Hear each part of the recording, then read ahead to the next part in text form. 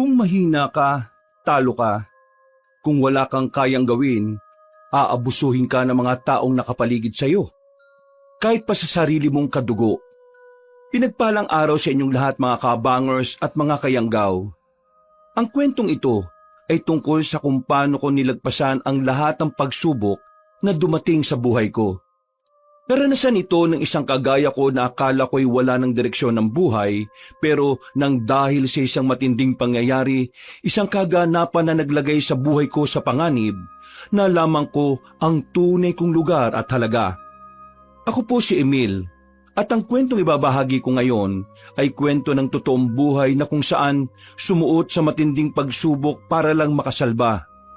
Mga pagsubok na ginawa ng mga taong nakapaligid sa akin, at ng mga nilalang na kung tawagin nila ay aswang. Muli, ako si Emil, kabanong mga kabangers at mga kayanggaw. Ito ang aking kwento. Bago nga pala magsimula ang ating kwento, sana'y mapindot nyo muna ang subscribe button at ang notification bell para lagi kayong nanonotify pag may bago tayong mga kwento. At huwag nyo rin kalilimutan mag-like at comment. Napakalaking tulong po ito sa ating channel para mas makapagatid pa kami sa inyo ng mga magaganda at mga nakakapangilabot na mga kwento. At ngayon, sa ating pagpapatuloy. Visit ka talaga kahit na kailan. Alak lang ang bibilin mo. Napatagal mo na. Saan bansa ka ba pumunta ha? Ang sabi ko dyan lang sa kabilang nayon. Tatawid ka lang ng tulay, oh. Lintik ka. Anong oras na? Inutusan kita mag-alauna. 4:00 na ngayon. Lumamig na itong mga pulutan namin Pasensya na, Tiyo. Sobrang dami kasing nakapila dun sa binilhan ko ng alak Kaya napatagal talaga ako. Wala akong magawa kung hindi pumila na lang din. Alam ko maraming pumipila doon. Kasi masarap ang alak doon Pero di ba sinabi ko naman sa'yo? Hanapin mo doon si Mario at sabihin mo yung pangalan ko. Tsak, ibibigay niya kagad yung kailangan mo. Ikaw kasi, tatanga-tanga ka. Hindi mo siguro ginawa kaya pumila ka ng pagkatagal-tagal. Naawa naman po kasi ako dun sa mga nakapila ng patas. Yung iba sa kanila, umaga pa lang nandun na para lang makabili ng alak. Kung makikisingit ako sa kanila, di para ko na rin silang dinaya. Nangangatwira ka ba talagang talentado ka? Anong tingin mo sa akin? Santo? Marunong maawa sa mga taong yon? Sino ba mga yon? Wala akong pakialam sa kanila. Ang akin lang, gusto kong mainom yung alak na gusto ka. Pero nang dahil sa kabagalan mo at katangahan mo, wala na ako sa mood. Palibhasa kasi ikaw, wala kang alam sa mga gantong bagay Hindi ka kasi nakapag-aral. Mang-mang! Walang kwenta! Tiyo, grabe naman yan. Napapaya ako sa mga kainuman nyo Wag naman sanang ganyan. Napapaya! Wala akong pakialam. Ako ang napapaya sa kanila kasi naghintay sila ng ilang oras dahil sa katangahan mo. Kung sana sinunod mo yung sinabi ko wala sanang problema. Kahit na kailan, ang hilig mong gumawa ng sarili mong desisyon. Kahit alam mo naman sa sarili mong mahina yung utak pa. Opo, di naman po ako matalinong tao Pero yung ginawa ko po pagpapakatao lang. Mas iniisip ko po yung patas kaysa sa maging matalino at madiskarte. Yung po kasi yung turo sa akin ng tatay ko noon Yun ang turo sa iyo ng tatay mo? Kaya tingnan mo, namatay na lang yung tatay mo. Hindi man lang nakaranas ng magandang buhay. Puro kasi kabaitan ang ginagawa. Hindi gumagamit ng utak. Alam mo sa panahon ngayon, Emil, ang mababait na walang utak ay palaging kulelat. Yun ang pinamana sa iyo ng magaling mong ama. Alam mo ba, yung ama mo, noong mga bata pa kami, siya ang paborito ng mga magulang namin. Pero wala rin namang nagawa. Wala rin namang narating. Kasi sa una lang magaling. Tingnan mo nga ang buhay na hindi masaya. Walang patutunguhan. Hindi po tama na insultuhin niyo yung tatay ko. Matagal na siyang wala. Sana man lang matuto kayong rumispeto sa mga taong patay na. Kasi kung talagang matalino kayong tao, hindi na dapat ito sinasabi Kapatid niyo yun Ano sinabi mo? Sinasabi mo bang tanga ko? Kayo po nagsabi niyan hindi ho ako. Ba't Papalag ka na ba? Ha? Papalag ka na? Bakit ka ganyan kumakatingin? Ha? Ano? Rico, Tiyo. Nananakit na naman kayo eh. Tingin ko, kailangan mo talagang nasasaktan eh. Para naman kahit papano eh, nauugay ang utak mo. At baka may kaunting katalinuhan pang nakasiksik dyan. Mapakinabangan man lang sana kita. Ganyan ba talaga kapag merong pera at nakakaluwag sa buhay? Nangaabuso na ho ng mas mahirap? Aba, sasagot ka ba talagang visit ka ha? Oo, ganito talaga kapag meron kang pera. Kapag meron kang utak. Kaya kung ayaw mong malubog sa kumunoy ng kahirapan at katangahan mo, matuto kang gumamit ng utak. Maliit na nga lang yung utak mo, hindi mo pa gamitin. Mais ka na nga sa harapan ko. Baka malumpo pa kita. Sana, balang araw, pagsisihan nyo rin lahat ng ginagawa nyong mali sa kapwa nyo. Hindi po yung magiging tama kahit na kailan, Tiyo. Pamangkin nyo po ako. Kapatid nyo po ang tatay ko. Kaya kahit sana minsan lang ituring nyo naman akong kadugo nyo. Puro ka drama. Wala akong pakialam sa'yo. Hindi kita kargo. Tingin ko sa'yo rito, utusan. Yun lang. Kahit na kailan, hindi ako magkakaroon ng kahit na anong pake sa kagaya mong patabon. Nang dahil sa tatay mo naging miserable ang buhay ko noon. Ngayong naging matagumpay ang buhay ko ngayon hindi ko hahayaan na makinabang ka ron. Dahil anak ka ng taong kinamumuhian ko. Layas! Baka mapatay ba kita? Ang pangit-pangit mo. Maliw ka na! Sumisigaw na baho mo! Nagtawanan na lang ang mga kainuman ni Tiyo sa bakuran niya, Kabanong. Wala na akong nagawa kundi ang maglakad na lang palabas ng paika-ika. Paglingon ko sa kanila, nakita ko si Tiyo na nanlilisik ang mga mata. Ganun na ganun ang tingin niya sa akin sa tuwing binubugbog niya ako. Naglakad na lang ako papunta sa paborito kong tinatambayan kapag sinasaktan ako ni Tiyo. Sa ilog. Umupo ko sa malaking bato habang nakalublob ang dalawa kong paa sa tubig. Nakatulala ako sa kawalan. Napapaisip kung bakit kailangan kong mabuhay sa ganoong paraan. Ano ba nagawa kong kasalanan sa mundong ito? Bakit ako pinaparusahan ng ganito? Lahat naman ginawa ko para maging mabuting tao. Pero bakit ganito? Bakit kailangan kong danasin ang kalbaryong to? Sana hindi na lang ako nabuhay sa mundong to kung ganito lang din ang araw-araw kong mararanasan. Hindi ko na namalaya na tumutulo na pala ang luha ko noon, Kabanong. Mas masakit pa ang nararamdaman ng puso ko kaysa sa nararamdaman ng katawan ko. Natigil lang ang pagdadrama ko nang may dumating na isa pang binata. May dala-dala siyang balde. Napatingin siya sa akin kaya agad naman akong umiwas ng tingin. Hindi ko inaasahan na lalapit siya kaya nagtaka ko. Bakit? May kailangan ka ba? Sino may gawa sa'yo ng mga pasana yan? Dumudugo din yung labi mo. Ha? Wala to. Malayo to sa bituka. Pero mukhang malapit sa puso Ha? Kitang-kita sa mukha mo, pre. Parang nahihirapan ka ng mabuhay. Paano mo naman nalaman? Manghuhula ka ba? Pipi yung mama ko. Mama mo? Pipi? Anong kunik? Siya ang kinalakihan ko dahil iniwan kami ng papa ko.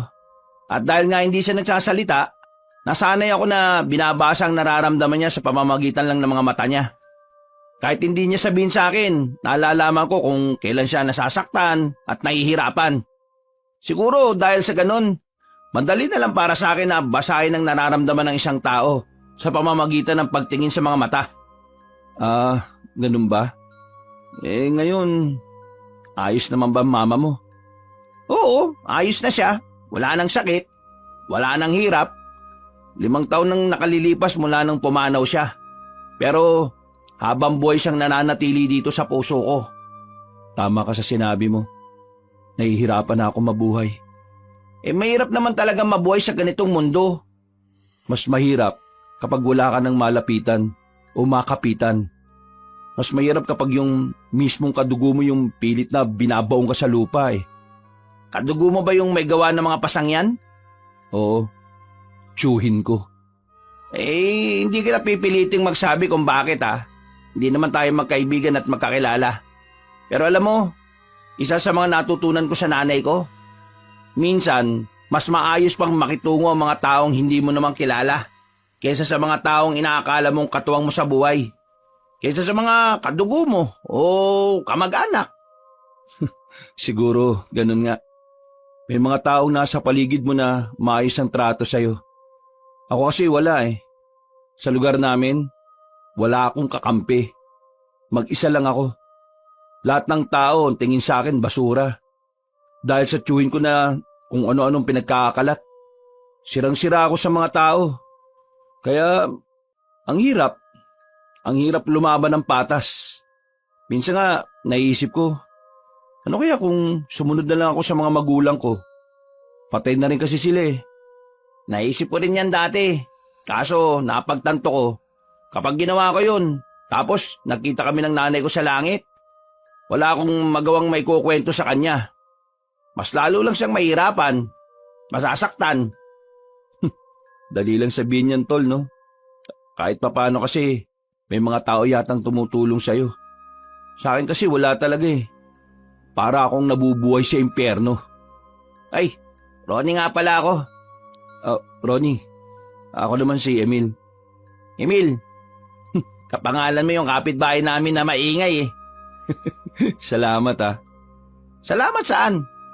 Salamat sa pakikinig. Iba pala pakiramdam kapag meron kang nasasabihan. Wala yun. Pinakinggan mo rin naman yung mga sinasabi ko eh. Teka, taga rito ka ba? Parang hindi naman kita nakikita dito. Kita mo yun. Taga ron ako sa kabilang nayon. Nakarating lang ako rito para kumuha ng tubig. Ipapainom ko sa mga alaga kong kambing. Mas masigla kasi sila kapag galing dito yung iniinom nila eh. Kabanong, hindi ko inakala na yun na pala ang pagsisimula ng pagkakaibigan namin ni Ronnie. Lumipas ang isang linggo, mas naging malapit kami sa isa't isa. Parang kapatid na kaagad ang turingan naming dalawa. Madali kami nagkakasundo dahil ang dami-dami naming pagkakapareho. Lalong-lalo na sa pagiging ulila. Grabe, ang saya-saya pala rito sa inyo kapag pista eh, no? Mas masaya sa bahay. Ang daming pagkain. Daming niluto ni tite. Nako, gusto ko na matikman mga yun. Nagugutom na rin ako eh. Kakain tayo ng marami ngayon, tol. Sobrang saya ko noon, Kabanong. Yung mga pagkain kasi na hindi ko natitikman sa poder ng tiyo ko, doon ko palang talaga matitikman. Madalas kasi, puro na lang sabaw at kanin lang ang kinakain ko sa bahay. Nasanay na lang yung bibig ko sa matatabang na pagkain. Pagdating namin sa bahay ni Ronnie, hindi ako makapaniwala sa mga nakikita ko. Ang daming nakahain sa mahaba nilang lamesa. Ang babango. Tingin ko palang natatakam na ako. O tol, bakit parang nahihiya ka? Ayos ka lang ba? Tol, ang daming pagkain. Ngayon na kasi ako makakatikim ng ganito kasarap, tol eh. Masaya lang ako. Magsawa tayo dito ngayon. Tara na, kain na tayo. Pakiramdam ko noon, pansamantala ako nakalaya sa impyerno na gawa ng tiyuhin ko. Sa isip-isip ko noon, ganun pala ang pakiramdam ng malaya. Makakakain ka ng masasarap na pagkain at makakakita ka ng mga bagong kakilala. Mabait ang mga kamag-anak ni Ronnie. Tinuring nila akong parang isa sa kanila. Pagkatapos namin kumain, bandang 9:00 na ng gabi ay nagpaalam na rin ako sa kanya. Kailangan ko na kasing makauwi bago pa maunahan ako ni Tiyo sa bahay. O sige pre, mag-iingat ka sa paglalakad ha. Sige, maraming salamat pre. Lalo na sa mga pagkain. Sasarap eh. Sigurado ka bang ayaw mong mag-uwi? Ang dami pa eh. Di na pre. Total, dami ko nang nakain eh. Tinanggihan ko ang alok ni Ronnie. Hindi dahil sa nahihiya ako, kundi dahil malalaman ni Tiyo na nakikain ako sa ibang bahay. Nagmamadali na akong maglakad palabas ng baryo nila Ronnie nang biglang makabanggaan ko ang isang matangkad na lalaki. Bilugan ang mga mata niya at parang namumutla ang balat. Tumingin siya sa akin ng seryoso. Hihingi sana ako ng paumanhin pero nagmamadali na siyang maglakad. Napapailing na lang ako at saka binilisan ng pag-uwi. Pagdating sa bahay, naunahan ako ng tiyuhin ko. Nakaupo siya sa harapan ng lamesa. napapahila mo sa muka dahil sa inis. Saan ka na naman galing, ha?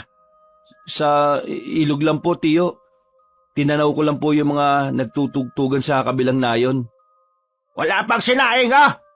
Alam mo naman, galing ako sa sabong at ganitong oras ang uwi ko. Bakit wala pang sinaing? Wala pang pagkain? Ang sabi niyo po kasi kanina, bago kayo umalis, wag na ako magsaing kasi sa labas na kayo kakain di ba? Wala akong sinabing ganon. Ang sinabi ko, baka hindi ako makauwi, kaya wag ka na magsaing ng marami. Nang marami! Hindi ko sinabing wag ka magsaing. Kahit na kailan talaga, napakatanga mong umintende. Inutil ka talaga eh. Pasensya na ho, tiyo. Pasensya na ho talaga. Pasensya! Sinira mo na naman ang mood ko, Emil. Talo na nga ako sa sabong. Ganito bang ibubungad mo sa akin? Halika nga rito. Bakit po, tiyo? Basta lumapit ka rito, visit ka. Kahit natatakot ay napilitan na lang din akong lumapit, Kabanong. Bigla na lang niya akong sinampal ng malakas. Muntikan pa akong mawala ng balanse. Buti na lang ay nakatukod kagad ako sa lamesa. Masama araw ko kaya kailangan kong kumain. Kapag wala kang naihandang pagkain sa akin ngayong gabi, lulumpuin kita. Naintindihan mo? Opo, tiyo. Agad na lang din akong kumilos ng mga oras na yon. Mabuti na lang at may itlog pang natitira at yun ang niluto ko para sa kanya. Kinain naman niya yon. Kaya nga lang, wala naman lang siyang itinira para sa akin. Buti na lang talaga at busog ako ng mga sandaling yon. Napabuntong hininga na lang ako, Kabanong, pero ang mahalaga na lang noon sa akin ay naging kalmado na rin siya kalaunan. Makalipas ang ilang mga araw, nawalan ako ng pagkakataon na makalayo-layo. Palagi kasing nasa bahay si Tiyo. Palagi siyang may mga bisita at mga kainuman. Isang beses, nautusan na naman niya akong kumuha ng paborito niyang alak. Pero sa pagkakataong ito, sa ibang baryo naman. Nakatanggap daw siya kasi ng impormasyon na sa baryong yon ginagawa ang mga alak. Hindi ako pamilyar sa lugar na sinasabi niya. Yun ang unang beses na may narinig ako na ganoong baryo. Pero dahil takot ako masaktan na naman, sinunod ko ang utos niya. Sinubukan kong magpasama kay Ronnie noon. Ang kaso nga lang, hindi siya nakasama dahil may sakit siya nung araw na yon. Ibinaba ako ng tricycle sa bungad ng Baryo Silong. Ang layo ng baryong yon sa baryo namin. At ang baryong yon ay nasiliblib na parte na. Yung arko nga na nasa bungad, ginagapangan na rin ng mga halaman. Parang lumang-luma na ang baryong yon. Pumasok ako sa loob. Wala akong ganong makitang bahay. Pero nang lumiko ako sa isang kanto, doon ko na napapansin ang pagiging kakaiba ng lugar. Bakit parang sobrang tahimik dito? Parang wala namang tao sa mga kabahayan na yan. Naglakad ako ng mabilis para lumapit doon. Tiningnan ko ang mga bakuran. Walang mga tao.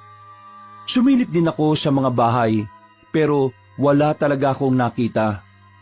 Medyo kinakabahan na ako ng mga sandaling yun, Kabanong.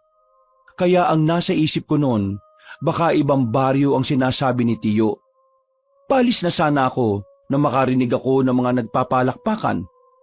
Hinanap ko kung saan nagmumula ang mga palakpakan hanggang sa makarating ako sa isang malawak na kapatagan. Doon ko na nakita ang mga tao. Nagtitipon-tipon sila. Parang may mahalaga silang pinag-uusapan. Aalis na sana ako dahil hindi naman ako interesado.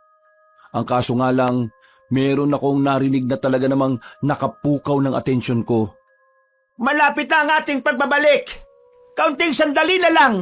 Kaunting hintay na lang, mga kapatid. Sa oras na makumpleto na natin ang mga alay, magkakalooban na rin tayo ng Panginoon ng karapatan na maghasik ng lagim. Ipaparanas natin sa mga tao ang galit nating mga aswang. Pagbabayaran nila ang ginawa nila sa mga ninuno natin. Nagtitindigan ng mga balahibo ko ng mga sandaling yung, Kabanong. Hindi ko pa man sigurado noon kung totoong mga aswang sila, pero kinikilabutan ako ng malala. Sa sobrang pagkataranta, nasagi ko ang mga nakasandal na kawayan sa gilid. At nang dahil doon, narinig ako ng mga naroon. Sinong nariyan? Wala na akong sinayang na pagkakataon. Kahit nangihina ang tuhod ko, nagmamadali akong tumakbo paalis. Akala ko'y hindi na nila ako masusundan. Pero nabahala ko nang makita kong may mga tumatakbo na rin para habulin ako. Binilisan ko lalo ang takbo ko hanggang sa makapasok na nga ako sa kagubatan. Akala ko ay lulubayan na nila ako. Pero nagkamali ako, Kabanong. Dito na nila ako naabutan. Huwag kayong lalapit. Papalo ko sa inyo tong hawak ko sanga. Pinadala ka ba ng mga tao para mag-espiya? Hindi ko alam ang sinasabi nyo. Ang sabi lang ng tiyo ko bibili ako ng alak. Yun lang ang pakay ko dito. Alak?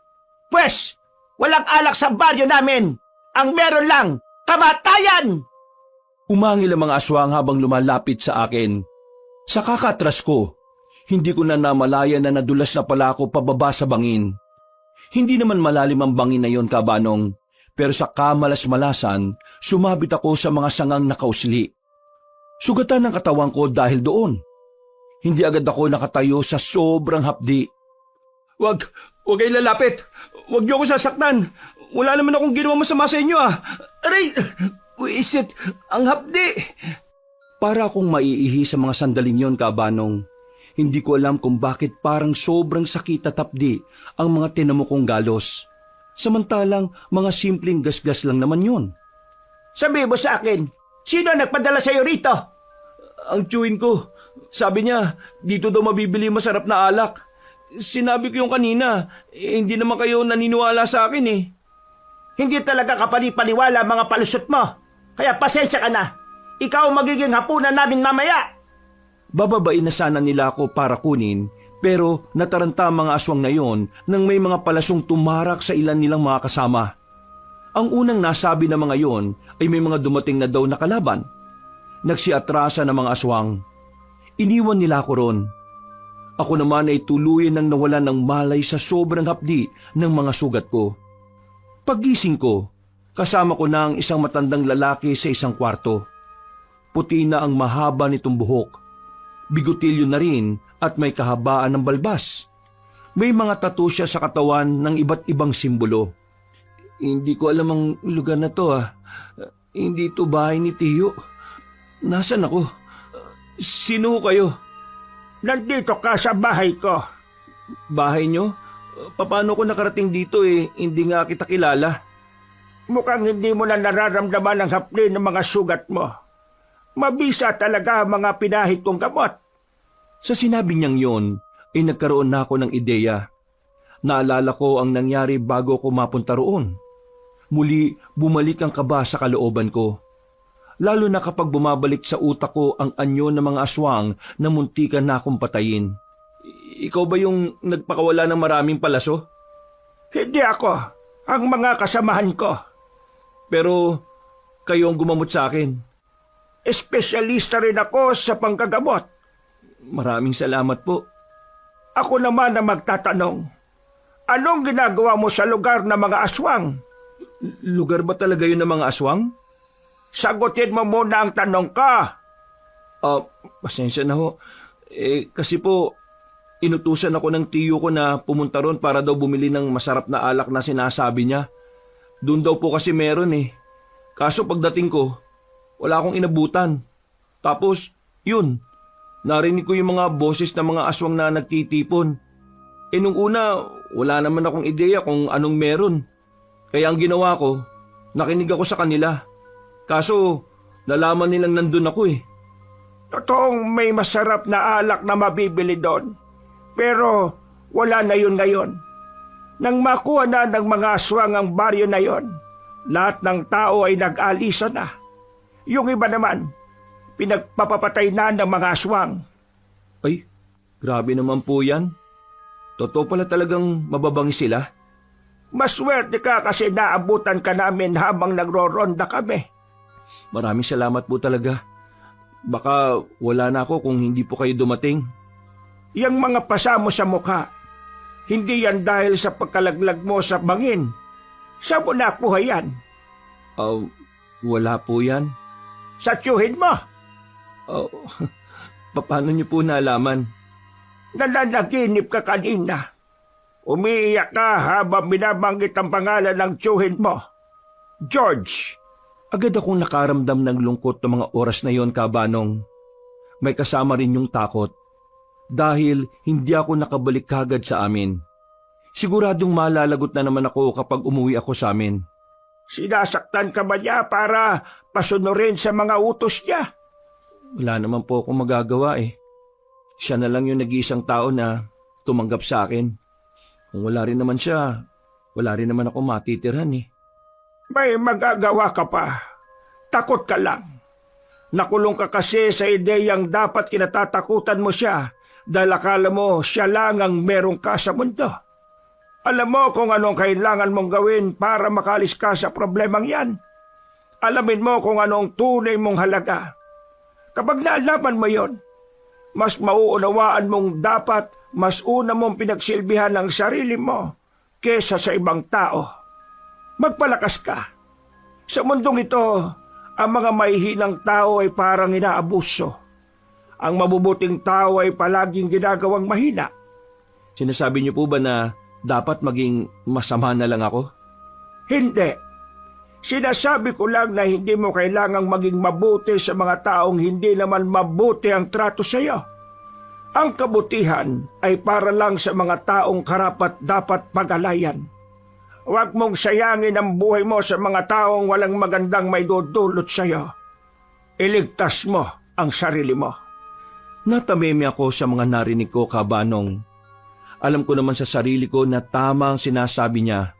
Pero hindi ko maintindihan kung bakit parang natatakot pa rin akong kumawala. Parang takot akong hanapin ang kapayapaan na mag-isa. Makakatayo ka na. Pwede ka nang makauwi. Pero bago yon, gusto ko lang sabihin sa iyo na kung sakaling gusto mong maging matapang at matibay, bumalik ka rito at tutulungan kitang hulmahin ka. Ano nga po palang pangalan niyo uli? Hindi ko sasabihin. Malalaman mo yon kung sakaling makikita pa tayo muli. Sige po. Pero ang pangalan ko po ay Emil. Matipid na ngumiti ang matandang lalaki, Kabanong.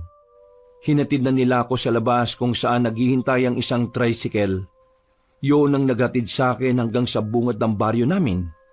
Pagbaba ko, kinabahan na kagad ako. Wala akong dalang alak. Wala akong may papakita kay Tio George. Hindi ko rin naman alam kung maniniwala siya sa sasabihin ko. Naisipan kong takasan ang problemang yon. Pero napagtanto ko rin na kung gagawin ko yon, parang sinabi ko na ring duwag ako. Huminga ako ng malalim at agad akong naglakad ng mabilis. Emil? Napatigil ako sa paglalakad nang tawagin ako ng isang magandang babae. Siya si Abigail. Karamihan sa kalalakihan sa lugar namin ay talaga namang pinagpapantasyan siya. Anak siya ng kapitan namin. Isa sa mga nakakalaro ko noong bata pa ako. Nagulat nga ako nang tawagin niya ako kasi hindi ko naman siya gaanong close nung nagbinata at nagdalaga na. Abi, bakit? May kailangan ka ba? Huwag ka munang uuwi sa inyo. Ha? Huwag akong uuwi? Sa amin? Bakit naman? Ang tiyuhin mo, nagwawala na naman. Hinahanap ka kanina pa. Saka ba kasi nagpunta? At bakit ang dami mong sugat? Ano nangyari sa iyo? Ito? Wala to. Napaano lang sa daan. Sige na, uwi na ako. Huwag na muna. Masasaktan ka na naman eh. Hindi, ayos lang. Kakausapin ko lang si Tio. Pakikinig naman sa akin yun eh. Sigurado ka ba? Oo, ayos lang naman ako. Nakita ko ang pag-aalala sa mukha ni Abigail, Kabanong. Nakaramdam ako ng tuwa. Hindi ko kasi nakala na may iba pa palang tao na pwede mag-alala para sa kapakanan ko. Pero tumuloy pa rin ako. Naglakad ako ng mabilis. Nang matanaw ko na ang bahay ni Tio, bigla naman akong hinarang ng pinsan ko. Si Toto. Kagaya ko, madalas din siyang utusan ni Tio. Pero siya, hindi siya sinasaktan. Uy, saka ba galing si Raulo ka? Ha? Saan? Teka, sandali lang. Bakit parang galit ka sa akin? Parang galit ako sa'yo. Tanga. Galit talaga ako sa'yo. Alam mo kung bakit? Ako pinagbuntanan ni Tiyo. Dahil sa'yo, naggalit siya sa akin. Buwisit ka. Aray! Isang malakas na suntok ang natanggap ko mula kay Toto. Sa lakas ng suntok niya ay napaupo ko sa sahig. Pero hindi pa siya nakontento. Muli niya akong itinayo at hinawakan sa kwelyo. Dinikit niya ako sa poste ng ilaw. Di ba sinabi ko naman sa'yo, kapag ako napahamak dahil sa kagagawan mo, malilintikan ka sa akin? Sorry, hindi ko naman alam na mangyayari to eh. Mas lalong hindi ko rin naman ito ginusto. Pasensya na. Pasensya? Tingnan mo ginawa niya sa akin, oh. Pinaputok niya yung kilay ko. Tapos pinahiya niya pa ako sa mga kasama ko kanina. Lahat ng yun nangyari dahil sa'yo. Dahil sa katanataduan mo. Puro ka kasi gala eh. Toto naman, hindi naman ako gumala eh. Tingnan mo nga oh, ang dami kong sugat. Meron lang nangyaring hindi ko... Dagdagan ko pa yan, gusto mo? Tarantado ka. Nananahimik ako pero ako napagbuntunan. Ngayon, muwi ka ron. Para naman malas pa rin yung galit ng walang yang Tiyo natin. Binitiwan niya ako at agad na rin akong naglakad palayo. Mas lalo akong kinabahan ng mga oras na yon. Pakiramdam ko kasi, mas malala ang mangyayari sa akin sa oras na itapat ko ang paa ko sa bakuran. Pero kagaya ng sinabi ng matandang lalaki, kailangan kong maging matatag at matapang. Hindi ako nagpatinag. Tumuloy pa rin ako. Sa bakuran pa lang, nakita ko na si Tiyo. Nakaabang sa akin.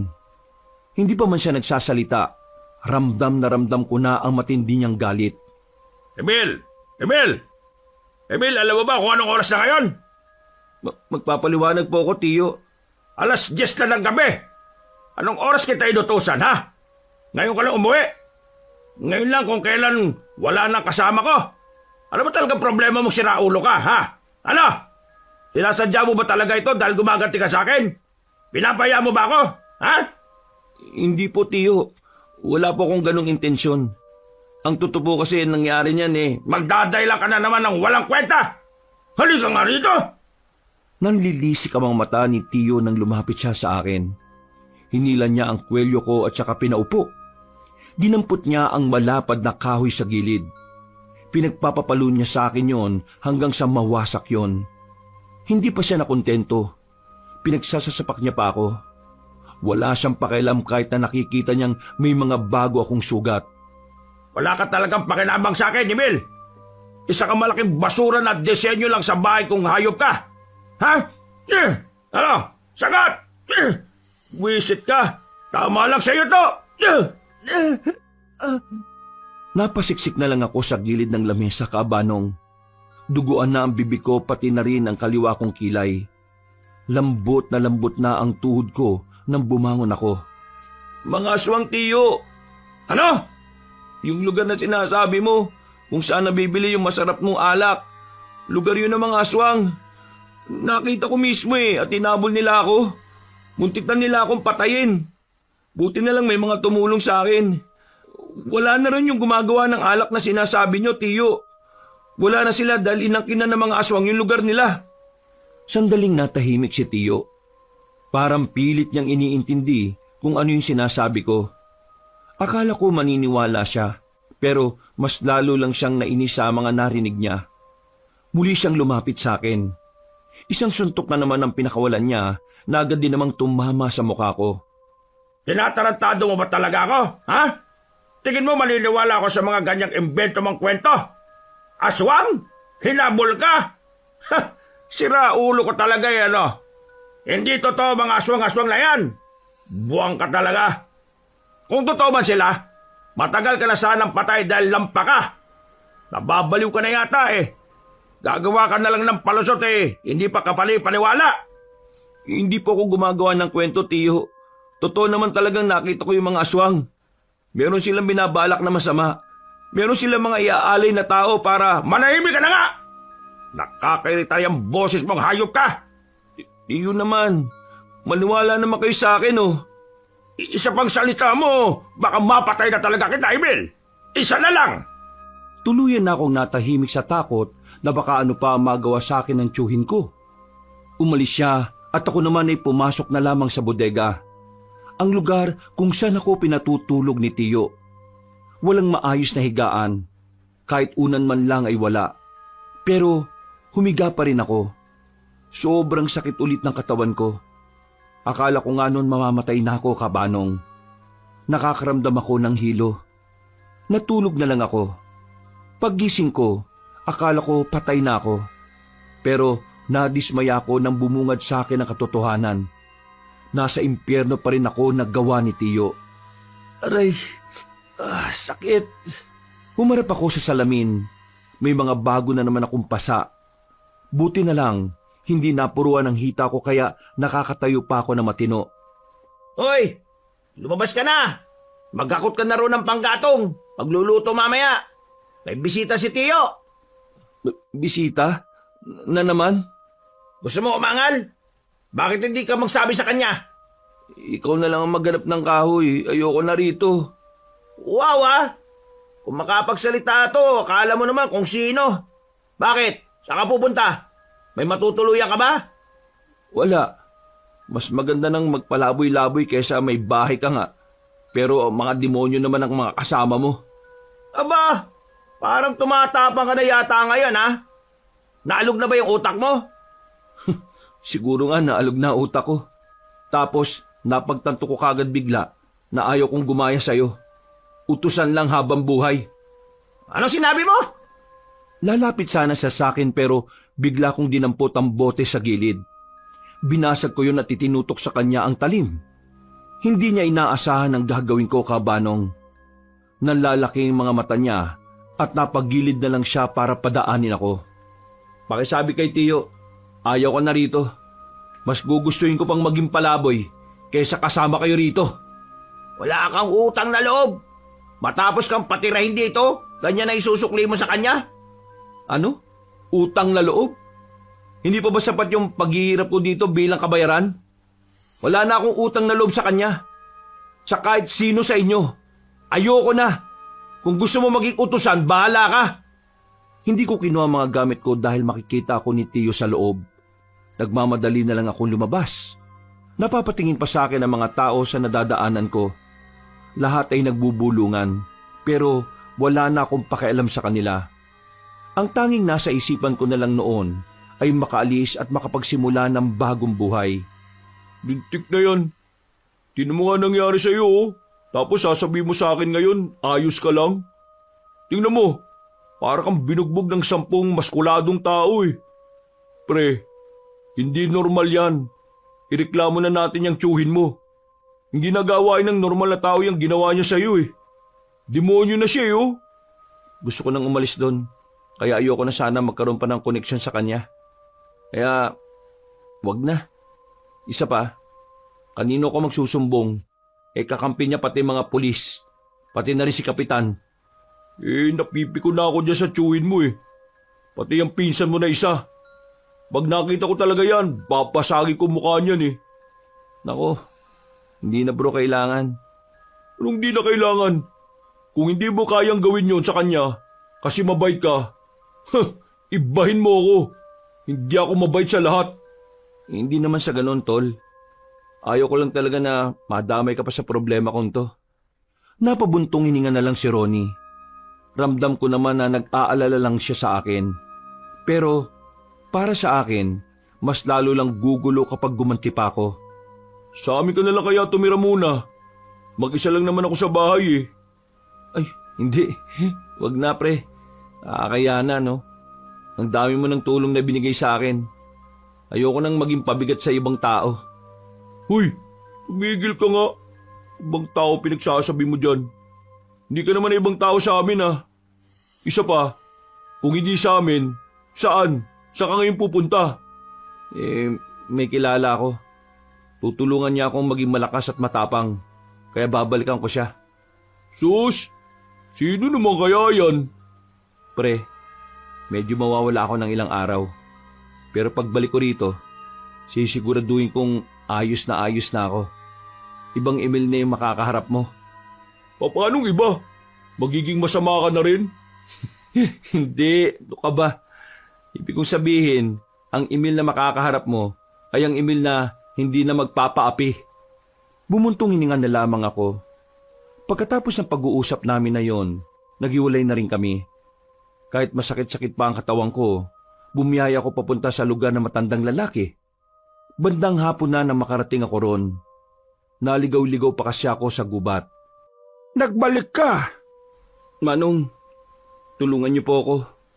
Gusto ko maging matapang at matatag. Sige, pumasok ka. Pinatuloy niya ako sa bahay niya, Kabanong. Pinaghandaan niya muna ako ng makakain. Naging mabilis sa mga pangyayari. Hindi ko na namalayan na halos 1 buwan na rin pala akong naroon sa kanila. Marami na akong natutunan sa mga bagay-bagay. Natutunan ko rin kung papaano bigyan ng halaga ang sarili ko. At isa sa mga mahalagang natutunan ko sa pananatili ko roon ay kung papaanong ipagtanggol ang sarili ko kontra sa mga taong mang-aapi sa akin. Masasabi ko na ibang-iba na ang Emil noon sa Emil na natuto mula sa kanya. Bukod sa mga natutunan ko, ay marami na rin akong kaibigan doon. Mula nang manirahan ako roon, mas naramdaman ko kung paano maging isang normal na tao. Yung tipong tinatrato ka ng tama. Mang Willie, ayos ka lang? Sumasakit na naman ba yung kanang braso mo? Paralisado ang kanang braso ni Mang Willie. Hindi pa niya nasasabi sa akin ang dahilan kung bakit, pero palagay ko, may nangyaring hindi maganda noon kaya siya nagkaganon. Hindi na niya magamit ang kanang braso niya. Kaya pala, nung una kami magkausap, napansin ko na parang nakalaylay lang ang isa niyang braso. Oh, masakit na naman. Pero magiging maayos lang naman ako. Normal na ito sa akin. Wala ba talagang pwedeng gawing paraan para maibalik sa dati yan? Hindi naman ito normal na paralisado lang. Nagpatingin na rin ako sa mga doktor sa bayan noon. Pero wala rin silang magawa. Siya nga pala. Sigurado ka na bang babalik ka na sa inyo? Hindi naman ako babalik sa bahay. Babalik lang ako sa baryo dahil sa kaarawan ni Abigail. Yung kababata ko. Kailangan mo ba ng kasama? Oh, naku, wag na ho. Kaya ko naman ho ang sarili ko eh. Nakakalimutan niyo na yata, Mang Willie. Ibang Emil na ho ito. Ayos. Masaya ako para sa'yo. Tingin ko, hindi ka na talaga magpapape sa mga gustong manghamak sa'yo. Tama ho kayo dyan, Mang Willie. At kung ano man ako ngayon, dahil yun sa inyo. Kaya maraming salamat ho talaga. Pasalamatan mo ang sarili mo. Kasi mas pinili mong ilaban ang sarili kaysa malugbok. Parang ama ko na rin si Mang Willie, Kabanong. Kahit na 4 na linggo pa lang kami nagkakasama, yung turingan namin sa isa't isa ay para talagang magkadugo. Hindi ko alam pero sobrang gaan talaga ng pakiramdam ko sa kanya. Siguro dahil una pa lang, naintindihan na talaga niya ang mga pinagdaraanan ko. Pagsapit ng 3:00 ng hapon, nagpaalam na rin ako kay Mang Willie at sa iba naming kasamahan. Bumiyaya ako papunta sa baryo namin. Aminadong kinakabahan ako noon, Kabanong. Alam ko kasing pwede ko ring makita si Tio at si Toto doon. Pero wala na akong pakialam. Ang tanging iniisip ko ay kung papaano ko maibibigay ang regalo ko kay Abigail. Pagdating ko doon, natanaw ko kagad ang bahay nila Abigail. Marami-rami na mga bisita. Nang makita ko si Abigail ay gumaan ang pakiramdam ko. Agad din naman siyang lumapit sa akin. Uy, Emil! Wow ah! Ang laki na ng pinagbago mo mula nung nawala ka sa bahay ng tiyo mo. Tingnan mo, tumaba ka ng kaunti. Medyo malaki ang muscle mo ah. Ayos ah. Ano ka ba? Ako pa rin to, no? Ay, ito nga pala. Hala, ano yan? Bomba! Para sabog tayong lahat dito. Ikaw ah, marunong ka na rin magbiro ngayon ah. Basta, buksan mo na lang kapag nasa loob ka na ha. Pasok ka, may pagkain sa loob. Ay, hindi na ako magtatagal. Dumaan lang talaga ako para batiin ka at ibigay yung regalo ko sa'yo. Alam mo naman siguro kung bakit ayaw ko muna rito sa atin. Natatakot ka pa rin ba sa tiyo mo? Hindi naman ako sa natatakot. Ayaw ko lang talagang magkaroon pa ulit ng koneksyon sa kanila. Lalo na sa kanya. Naintindihan naman kita. Pero maraming salamat dito ah. Alam mo, masaya ako sa regalo mo. Tio, nandito pala yung magaling mong pamangkin, oh. Matapos mawala ng halos isang buwan, lumitaw. Kung sa bagay, lumulutang naman talaga ang mga basura eh. Ay, anong ginagawa mo rito? At may lakas ka pa talaga ng loob magpakita ha? Ang kapal talaga ng mukha mo. Sa pagkakaalala ko, wala naman akong ginawang masama. Kaya wala akong dapat na ikahiya. At walang dahilan para hindi ako pumunta rito. At talagang kinakaya mo nang sumagot-sagot sa akin ha? Bakit? Anong pinagmamalaki mo? Nagkaroon ka lang ng kaunting muscle, akala mo kung sino ka na. Sandali lang po. Kaarawan ko po ngayon. Huwag naman po sana kayong gumawa ng eksena rito.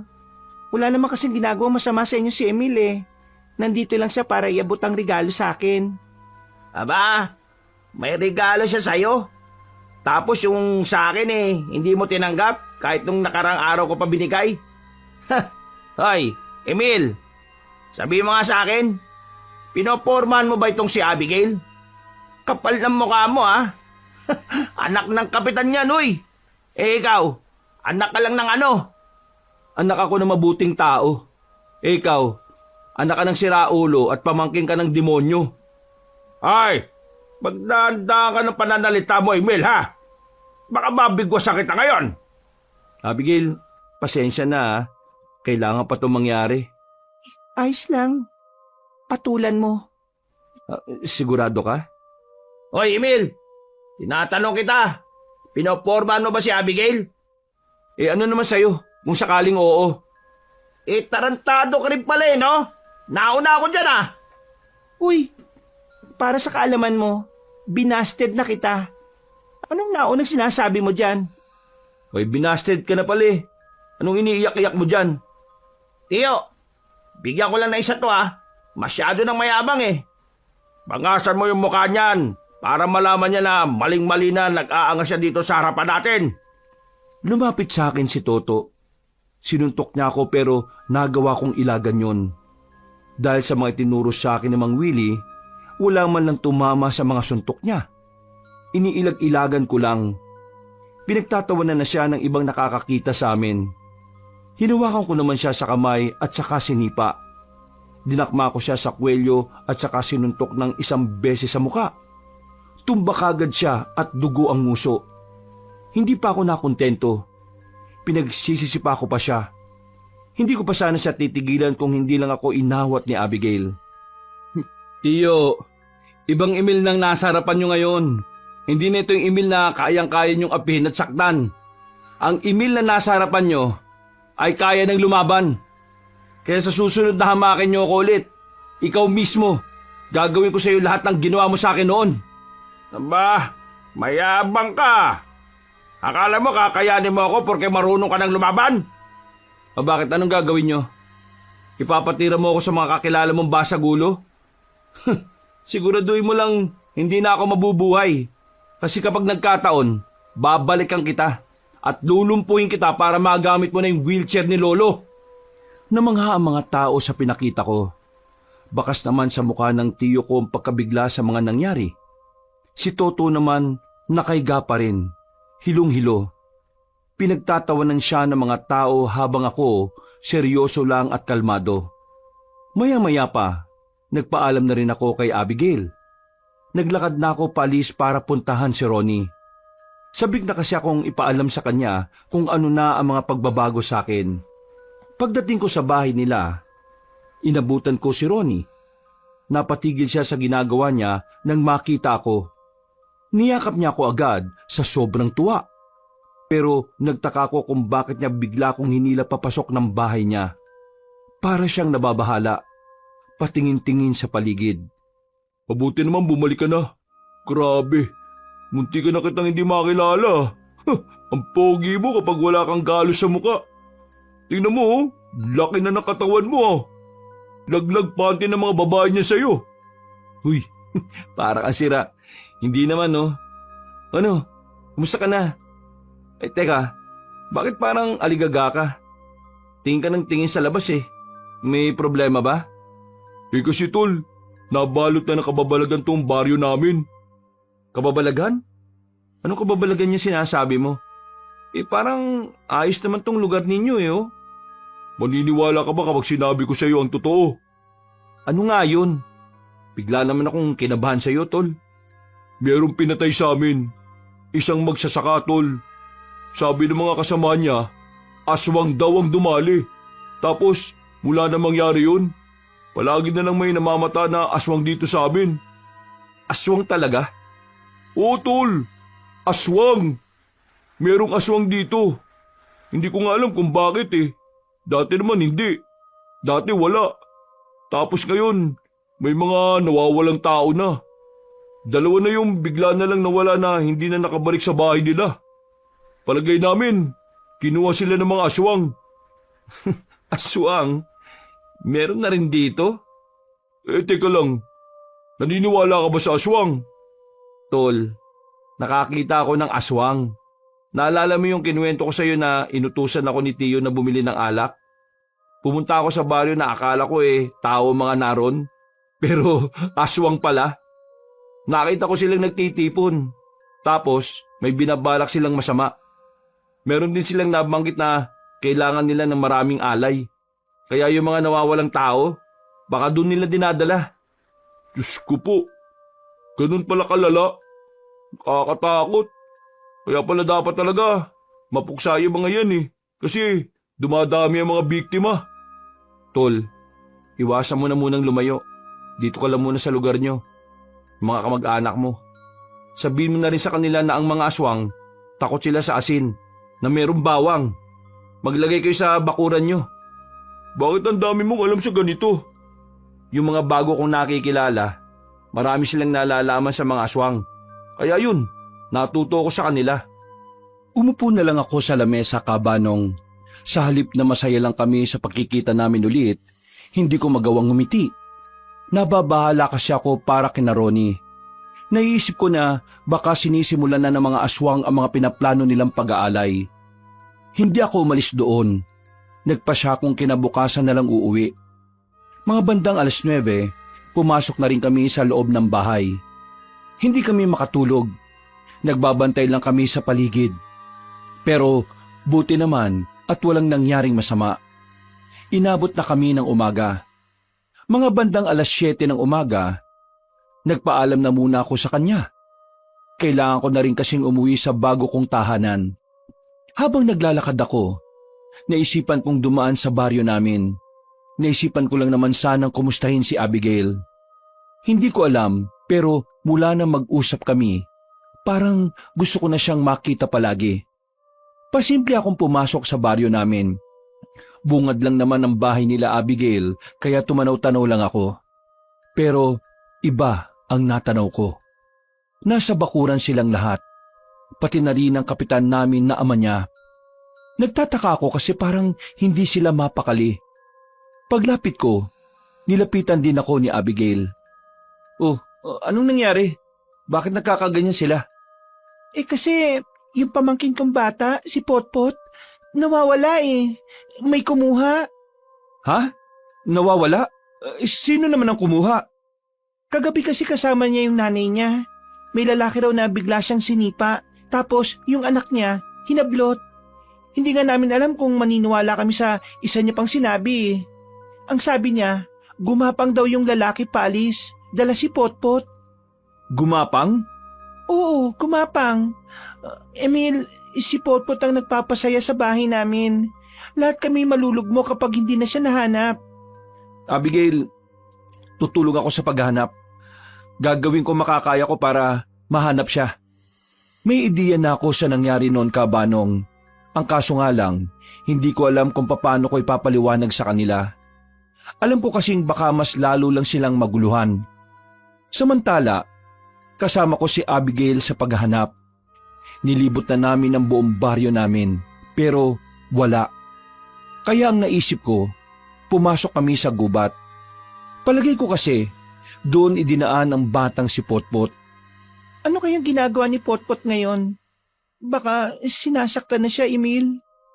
Ipagdasal na lang natin na sana walang masamang nangyari sa kanya. Maya-maya'y bigla silang may narinig na kaluskos. Ha? Ano yun? Magtago tayo. Bakit? Ano bang meron? Basta, mamaya ko ipapaliwanag sa'yo. Nagtago kami sa likuran ng halamanan. Mga ilang sandali lang, may dumating na isang lalaki. Walang damit pang itaas.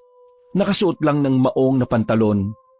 Unang napansin ni Abigail ay ang mahahabang kuko ng lalaki. Pati na rin ang pagiging kulubot ng mukha nito. Tinakpan ko na ang bibig ni Abigail para hindi siya makalika ng kahit na anong ingay. Nang makalagpas na ang aswang, ay saka ko na lang siya pinagsalita. Ano yun? Bakit ganun siya? Tao ba yun? Maniniwala ka ba kapag sinabi kong hindi yan tao? Ano? Aswang. Aswang yun? Grabe. Oo, aswang. At malaki ang tsansa na aswang ang kumuha sa pamangkin mo. Kaya sundan natin ang aswang na yun. Baka makita natin si Potpot. Teka, naguguluhan ako eh. Parang ang bilis naman ng mga nangyayari.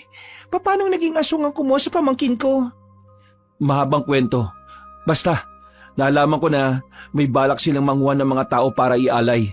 Kung ayaw mong mapasama si Potpot doon, tara, sundan na natin yung lalaking yun. Alam kong nawiwindang pa si Abigail sa mga nangyayari, Kabanong. Pero wala na akong oras para magpaliwanag sa kanya nun. Sumunod na kami sa naglalakad na aswang. Hindi nagtagal, narating na rin namin ang isang bahay. Sa bakuran, merong mga batang nakatali sa kawayan. May nagbabantay na 2 lalaki. Palagay ko, mga aswang din yon. Lumapit kami ng kaunti. Narinig ko na hinihintay na nila ang mga susunod na mga bihag nilang bata. Si Potpot yun. Huwag ka maingay. Dito ka lang. Ililigtas natin sila. Paano mo sila ililigtas? Di ba ang sabi mo mga aswang ang mga yan? Dinukot ko na sa tagiliran ko ang daladala kong kutsilyo. Nanlaki ang mga mata ni Abigail dahil hindi niya inakalang may daladala pala akong patalim. Bakit kami dalang ganyan? Diyos ko ka naman. Para sa mga ganitong senaryo. Dito ka lang ha. Lalapitan ko na sila. Baka naman mapano ka. Magtiwala ka lang sa akin.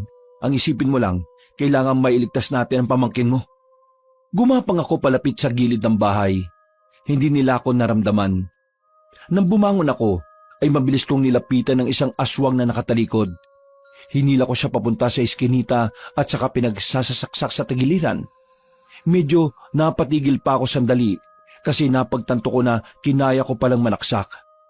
Nang mapatay ko na ang isang aswang na yon, isusunod ko na sana ang isa, pero inabangan na pala niya ako sa bakuran. Inatake niya ako. Nabitiwang ko ang kutsilyo. Saka naman nag-iyakan ng mga bata. Pumaibabaw sa akin ang aswang. Malakas siya, Kabanong. Mabigat. Kaya nung unay nahirapan ako.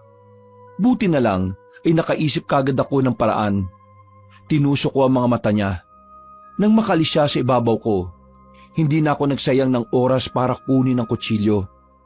Agad kong itinarak yon sa leeg niya. Dahilan para mamatay siya kagad. Mga bata, huwag na kayong umiyak. Nandito ako para itakas kayo. Ako, Potpot. Si tita to. Nandito na ako, okay? Hindi ka na mapapahamak. Aalisin ko na yung pagkakatali niyo ha. Makikinig kayo sa amin para makalis tayo sa gubat. Nanahimik ang mga bata. Pinagtatatanggal ko na ang mga tali sa kamay nila. Nasa 7 bata yon at halos lahat 5 taon pababa. Pero kahit na ganun, masunurin sila sa amin. Nagawa namin silang ilabas ng gubat. Nang makarating na kami ng baryo namin, tuwang-tuwa ang kapitan namin dahil naibalik na ang batang si Potpot. Ang ibang bata naman ay sa ibang baryo nakatira. Pero pansamantalang sa barangay hall na muna ilalagay habang inaalam ang kanilang mga tirahan. Samantala, agad namang kumalat sa baryo ang ginawa kong pagligtas sa mga bata. Si kapitan na mismo ang nagpaalam sa mga nasasakupan namin. Lalo na ang tungkol sa mga aswang. May ibang hindi pa rin naniniwala, pero karamihan ay kumbinsido na totoo ngang may aswang na gumagala na sa mga baryo. Abigail, o paano? Mauna na ako ha. Pakisabi na lang kay kapitan na nakaalis na ako. Sigurado ka bang hindi ka napapasok sa loob? Gusto kang makasama ni Papa sa hapunan bilang pasasalamat. May kailangan pa kasi akong asikasuhin eh. At yung nangyari kanina, ipapaalam ko sa mga kasama ko. Porke niligtas mo yung mga bata? Akala mo kung sino ka na? Napalingon ako sa likuran nang marinig ang boses na yon ni Tiyo. Bumuntong hininga na lang ako. Ayaw ko na kasi talaga ng gulo nung oras na yon. Pero Mukhang sinusubok talaga ako ng panahon. Palis na ako. Ayaw ko na ng gulo, Tiyo. Kaya hayaan mo na ako. Makukulong ka sa ginawa mo kay Toto. Akala mo wala lang yon? Mas malala pa rin ang ginagawa mo sa akin dati. Ibig sabihin, ipapakulong din kita? Kaya mo ba? Malamang hindi. Marami kang kapit eh. Matapang ka lang naman kasi marami kang koneksyon. Pero ang totoo, basang sisiw ka rin kapag wala kang kakilala. Yung mga aswang, paano mo napaniwala si Kapitan doon? Ito to sila eh. Kahit tanungin mo pa yung mga bata, kahit tanungin mo pa itong si Abigail. Mga bata yan eh. Malamang sasabihin yan, oo. Yang si Abi, mukhang ginayuman mo na yan eh. Gusto mo rin yata masaktan eh. Tinatakot mo ba ako? Hindi. Sinasabi ko lang kung anong kaya kong gawin. Natigil ang usapan namin nang biglang may dumating na matandang babae.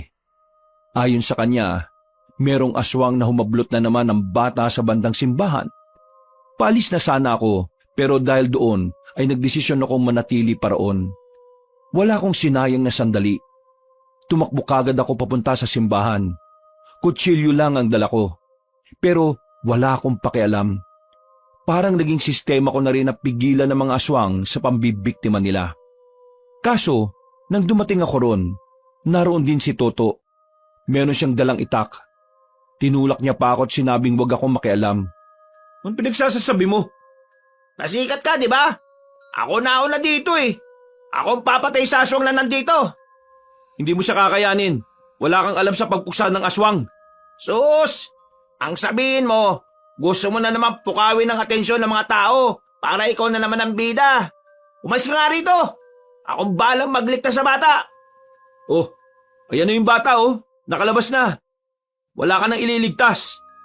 Kakalabanin ko yung aswang. Hindi ako papayag na ikaw na naman ang bida. Ang lala ng ugali mo. Paligsahan sa'yo to. Ang akin lang, iniisip ko ang kapakanan ng mga tao. Dumadami na nagpapakita ng aswang dito oh.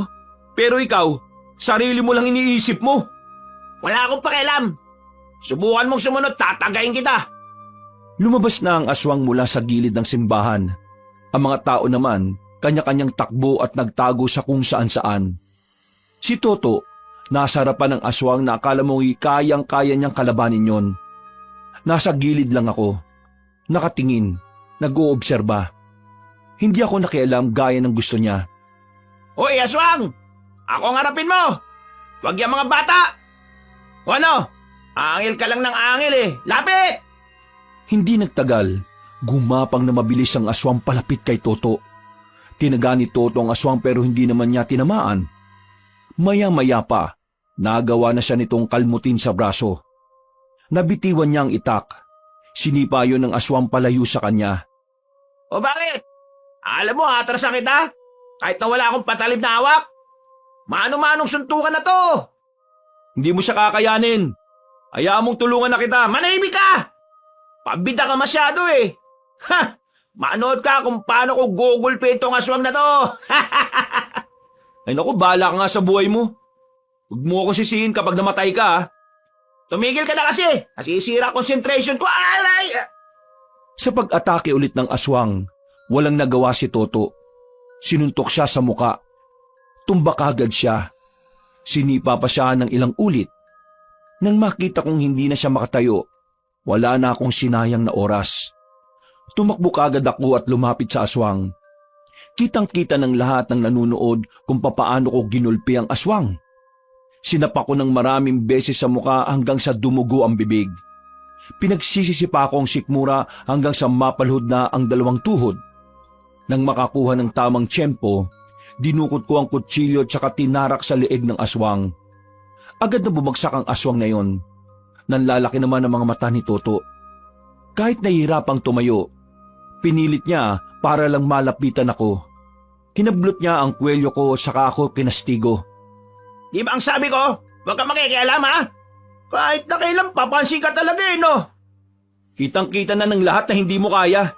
Salip na nagagalit ka dyan, sa marunong ka muna magpasalamat kasi iniligtas kita. Magpasalamat? Binaya mo ako sa mga tao. Ikaw nagpaya sa sarili mo. Kasi kahit alam mong hindi mo kaya, pinilit mo pa rin. Sinabihan na kita eh. Ang mga aswang ay hindi pangkaraniwan. May kakaiba silang lakas na higit kaysa sa mga tao. Pero matigas ang ulo mo. Inggitero ka sa atensyon na nakukuha ko, palibhasa. Tama na yan! Ano? Naniwala ka na ba? Para sa akin, si Toto pa rin ang mas may silbi kaysa sa'yo. Ikaw, basura ka pa rin. Bahala ka na sa buhay mo. Kung yan pa rin ang gusto mong isipin. Ang mahalaga sa akin, napatay ko yung aswang. Bagay na kahit kailan, hindi kayang gawin ni Toto. Pagpabayaran mo itong ginawa mong pagpapaya sa akin, Emil. Magbabayad ka! Hindi ko na lamang pinansin si Toto. Nagmamadali akong umalis noon at saka nagpaalam na rin kina Abigail. Pag-uwi ko sa baryo nila Mang Willie, hindi ko inakala na makakarating agad doon ang mga ginawa ko. Sinalubong kaagad ako ni Mang Willie. Magaling yung ginawa mo. Lahat kami rito ay bumilib. Tinuruan lang kita para ipagtanggol ang sarili mo. Pero nagamit mo yon para magligtas pa ng ibang tao. Ginawa ko lang naman kung anong nararapat. At teka, paano nga pala nakarating sa inyo? Ang layo ng baryo namin dito Pinasundan kita kanina kay Joseph. Nag-alala kasi ako na baka kung anong gawin sa'yo ng tiyuhin mo ron. Meron naman akong tiwala sa'yo. Naniguro lang ako para sa mga eksenang hindi natin maiiwasan. Maraming salamat po, Mang Willie. May itatanong pala ako sa inyo. Ay sige, maupo ka muna. Ano bang itatanong mo? Kaya mo ba ako tinuruan ng pakikipaglaban dahil alam mong magagamit ko yun laban sa mga aswang? Ngumiti si Mang Willie. Sandali siyang humigop ng kape. Napatingin siya sa malayo at sandaling umiling. Matalino ka talagang tao. Madali mong naintindihan ang gusto kong iparating. Sinadya ko na nga na hindi sabihin sa iyo kasi alam kong sobrang hinihiling ko. Kaya hinayaan kitang ikaw mismo ang makahalata. Sa totoo lang, Emil, gusto ko sanang tulungan mo kong patayin ang mga aswang. Ilang buwan lang nasa panganib ang probinsya natin. Nang malaman ko yon, aminado kong nataranta talaga ako. Hindi ko alam kung paano ko pipigilan ng mga aswang kung ganito ang kalagayan ko. Ang braso at kamay ko na ginagamit ko para labanan sila noon, hindi ko na rin naman magamit. Pero, bakit ako? Di ba, ang dami niyo naman dito. Bakit ako? Wala naman akong alam sa mga aswang. Ngayon lang naman ako nakaengkwentro ng mga ganon.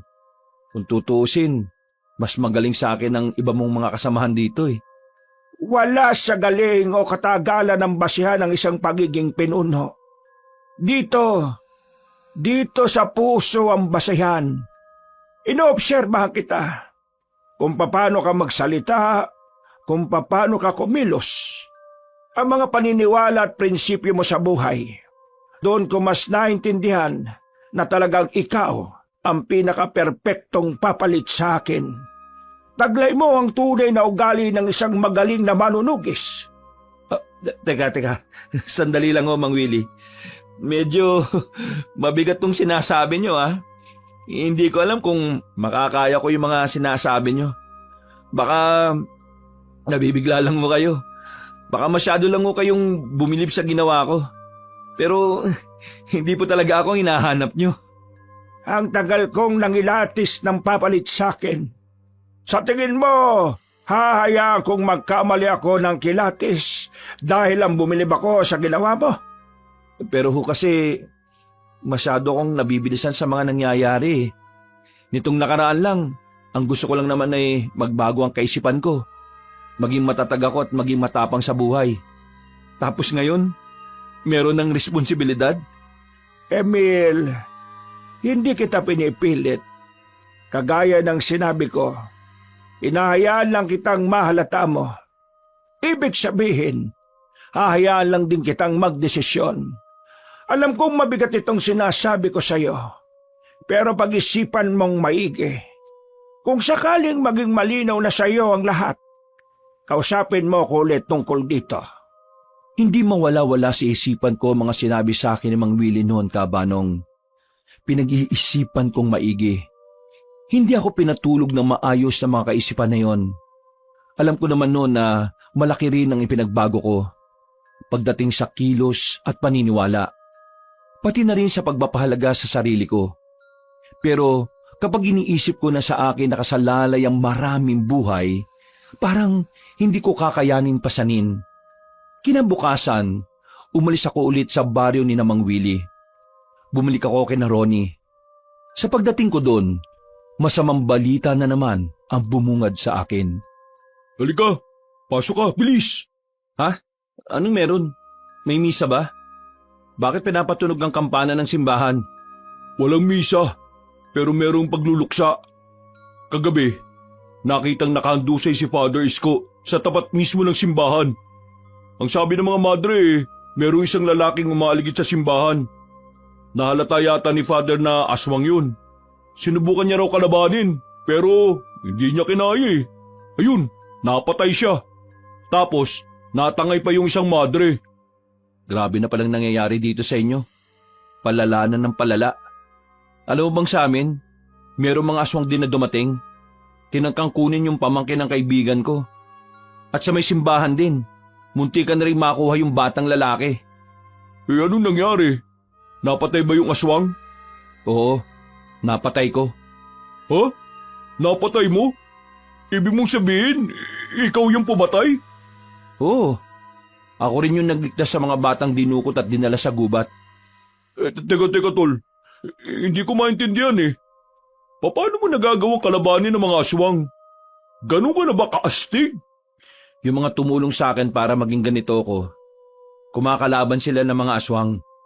Sila ang nagturo sa akin kung paano makipaglaban at makipagsabayan. Grabe, astig naman yan tol. Parang gusto ko rin magpaturo ah. Para naman maprotektahan ko yung mga kamag-anak ko rito. Takot na sila eh. Hindi na nga lumalabas ang karamihan sa kanila. Ako at ang ibang pinsan ko na lang na lalaki ang nagkukusang bilhan sila ng mga pangangailangan nila eh. Tol, yung mga pinsan mong lalaki, papuntahin mo rito. Bakit? Anong gagawin natin? Ituturo ko sa inyo yung mga natutunan ko. Tuturuan ko kayong protektahan ng sarili nyo, pati na rin ang mga mahal nyo sa buhay. Nakita ko kaagad ang pananamig sa mata ni Ronnie. Parang biglang nawala ang pangamba at takot sa kanya. Hindi nga nagsayang ng oras si Ronnie.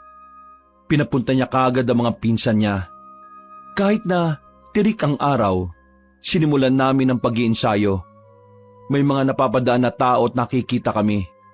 Kalaunan, naging interesado ang mga yon sa ginagawa namin.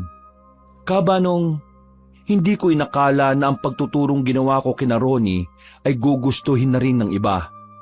Nang matuto na sila Ronnie, sila na rin mismo ang nagturo sa iba nilang kalugar. Nakaramdam ng tuwa, pag-asa at kaganahan. Naisip ko na kung pwede kong gawin yon sa baryo nila Ronnie, malamang sa malamang, pwede ko rin gawin yon sa baryong pinagmulan ko. Lalo na't kailangan talaga nilang matuto kung paano labanan ng mga aswang. Makalipas ang ilang araw, nagkaroon ng magandang epekto ang ginawa namin nila Ronnie. Karamihan sa mga lalaki sa bawat pamilya roon, malalakas na ang loob. Handa na silang tumindig para labanan ng mga aswang. Natuwa naman ako. Kaya ang naisip ko, pumunta na rin sa baryo namin. Sinamahan ako ni Ronnie sa unang pagkakataon. Ito yung unang beses ko na makakarating sa inyo. Ipakita mo sa akin yung chewin mo ha. Uuntok ko sa muscles ko. Nakakatawa ka talaga. Hindi na kailangan yun. Yung mga ganong klase ng tao, hindi na dapat natin pinagsasayangan ng oras yun. Naiinis pa rin kasi ako kapag naaalala ko kung paano kanya ginagawang basura eh. Ayos na yun sa akin. Hindi naman nila mauulit yun eh. Kita mo naman siguro kung ano na ako ngayon. Oh, yun na yung kanto. Tara, bilisan na natin. Oo, gagabi na rin eh. Napatigil kami sa paglalakad nang biglang lumabas si Toto mula sa mga halamanan. Akala ko nung una ay mangungulit lang siya. Hindi na lang sana namin siya papansinin. Pero nagulat ako nang bigla na lang siyang maglabas ng baril. Aminadong kinabahan din ako, Kabanong. Alam kong sa isang galaw niya lang ng gatilyo, pwedeng yun na ang huling oras ko sa mundo. Mayakbang ka, di ba? Ha? Pinaya mo ako sa harapan ng maraming tao. At lalong-lalo na sa babaeng gusto ko. Hindi nga kita pinahiya. Sinabihan na kita una pa lang na hindi mo kakayanin ng aswang. Pero hindi ka nakinig eh. Pero nakialam ka pa rin. At dahil sa pagiging bida-bida mo, ako nagmukhang mahina. Hindi ko kasalanan kung yan ang iniisip mo. Pero wala akong ginawang masama. Sa katunayan iniligtas pa nga kita eh. Sinasabi mong utang ko buhay ko sa'yo? Tarantado! Sinadya mo yon para magkaroon ako ng utang na loob sa'yo. At para gawin akong kahiyan sa harap ng maraming tao. Tol, sino ba yung lalaking yan? Siya yung pinsan ko. Ikaw pala yung... Manahimik ka! Hindi kita kinakausap ha! Baka ikaw putukan ko nito! Baba mo na yan. Hindi maganda ang gagawin mo. Sarili mo lang ang masisira mo. Sirang-sira na ako mula nang ipahiya mo ako, Emil. Kaya wala na akong pakialam kung ano man mangyari pagkatapos kong ibaon sa ulo mo ang bala nitong baril ko. Makinig ka sa akin, Toto. Hindi ka mamamatay tao. Alam ko na gaya mo, biktima lang din ng pagiging demonyo ng tiyuhin natin. Hindi ako ang kalaban mo rito. Ang kalaban natin dito ay ang pagmamaltrato ni Tiyo at ang mga aswang na nagtatangkang Hindi mo ako mauto, no? Tutuluyan na kita, Emil! Nang biglang may narinig silang pag-iingay ng mga paniki at kalusko sa paligid. Tol, ano yun? Hindi ko rin alam, pero sa tingin ko, masamang babala yun. Oo, masamang babala talaga. Kasi mamamatay ka na ngayon. Napalingon kami lahat sa gilid nang biglang may lumabas na aswang. Dumiretso agad yun kay Toto. Agad naman niya itong pinaputukan.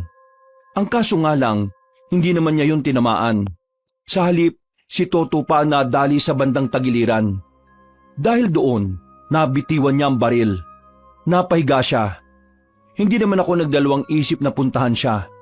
Sinipa akong aswang para mapalayo siya sa pinsan ko. Tol, ako nang bahala rito. Asikasuhin mo yung pinsan mong kupal. Sakit! Aray! May dugo! May dugo! Huwag ka masyadong gumalaw. Tatapalan ko muna yung sugat mo. Tumigil ka! Pinagbumukha mo na naman ako mahina eh. Wala akong pakialam kung anong gusto mong isipin. Basta gagawin ko to dahil ayaw kong mamatay ka. Wag! Tumimik ka nga. Pag hindi ka tumahimik, sasapakin ko yung mukha mo eh. Agad kong kinuha ang mga telang daladala ko. Habang si Ronnie naman, nakikipagpambuno na sa aswang. Nakampante naman ako sa kanya dahil nakita kong nagagamit niya ang mga pinag-aralan namin na galaw. Aray! Daan-daan lang naman, visit ka!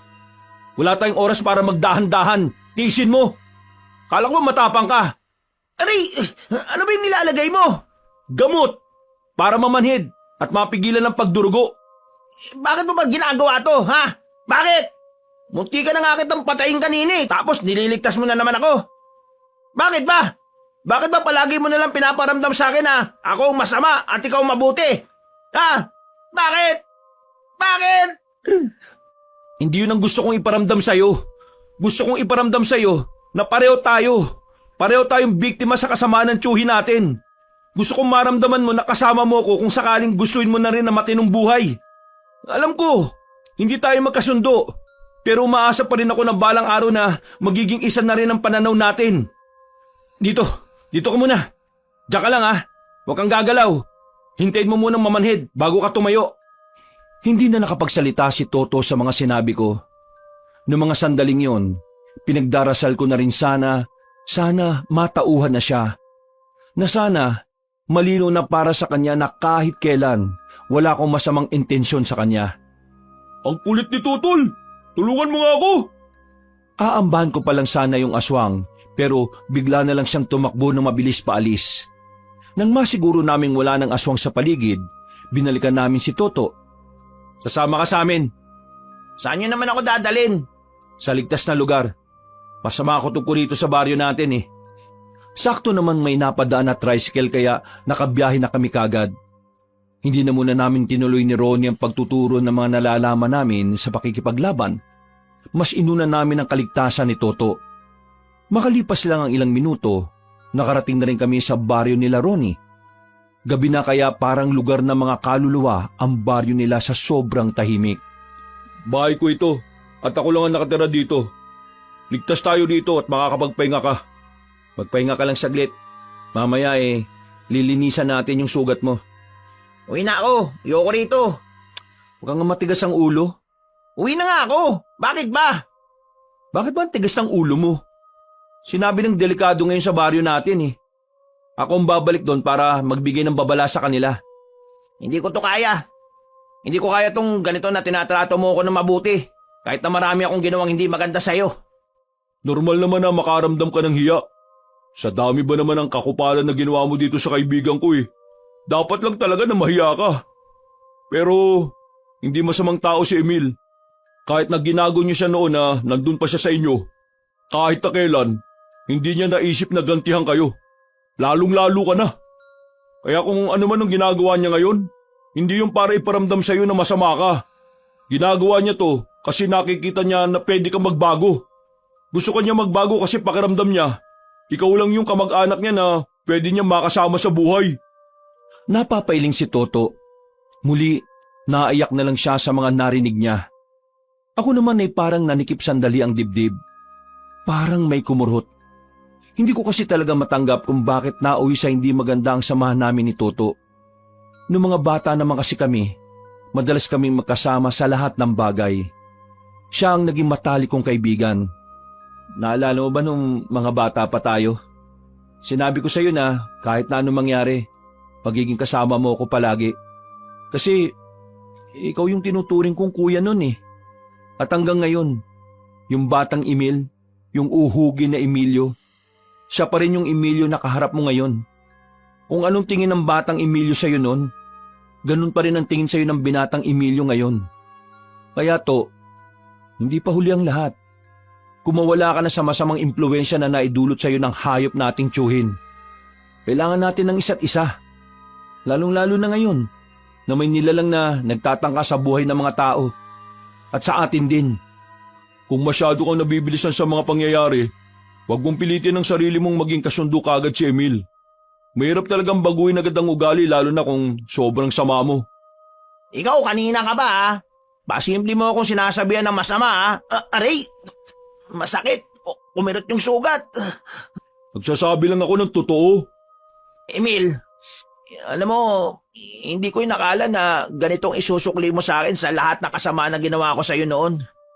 Oo, aminado ako. Naging masama talaga ako sa'yo. Nainggit kasi ako sa'yo eh. Kasi kahit wala na yung mga magulang mo, nakaranas ka maging masaya nung nabubuhay pa sila. Samantalang ako, puro kalupitan. Kaya mula noon, naging masama na tingin ko sa'yo eh. Pakiramdam ko kapag masaya ka, may kulang sa akin. Naiinis din ako sa'yo kasi ang tibay-tibay ng loob mo. Kahit ilang beses kang saktan, nakakatayo ka pa rin. Samantalang ako, isang sampal lang ni Tiyo eh. Ramdam ko pa rin hanggang kinabukasan. Siguro nga, nabulag ako. Na-impluwensya ni Tiyo. Ginamit ko ang pagiging maangas para hindi ako magmukhang mahina. Pero ngayon, napagtanto ko. Napakawalang kwenta kong tao. Sinayang ko lang ang buhay ko eh. Yung nag-iisang tao na nakakaintindi sa akin. Tinuring ko pang kalaban. Pinagtangkaan ko pang patayin. Emil, patawarin mo sana ako, San. To, sapat na sa akin na alam kong interesado kang ayusin ulit ang buhay mo. Masaya na ako ron. Alam mo ngayon, kung kaya mo, tulungan mo ako. Iligtas natin ang kalugar natin. Alam kong hindi natin sila responsibilidad. Pero alam ko rin na kagaya ko, nandyan pa rin sa puso mo ang pagmamalasakit sa iba. Si Tiyo, may binabalak siyang masama. Ha? Anong ibig mo sabihin? Hindi totoong hindi naniniwala si Tiyo sa mga aswang. Ang totoo, sinabi niya sa akin na pipilitin niyang makausap ang mga aswang. Makikipag-deal siya sa mga halimaw na yon. Ano? Makikipag-deal? Ano yun? Nagalit siya kay Kapitan nang tanggihan niyang ipakulong ka eh. Kaya ngayon, gusto niyang sirain ng barangay. Gusto niyang ipagkanulo si Kapitan sa mga aswang.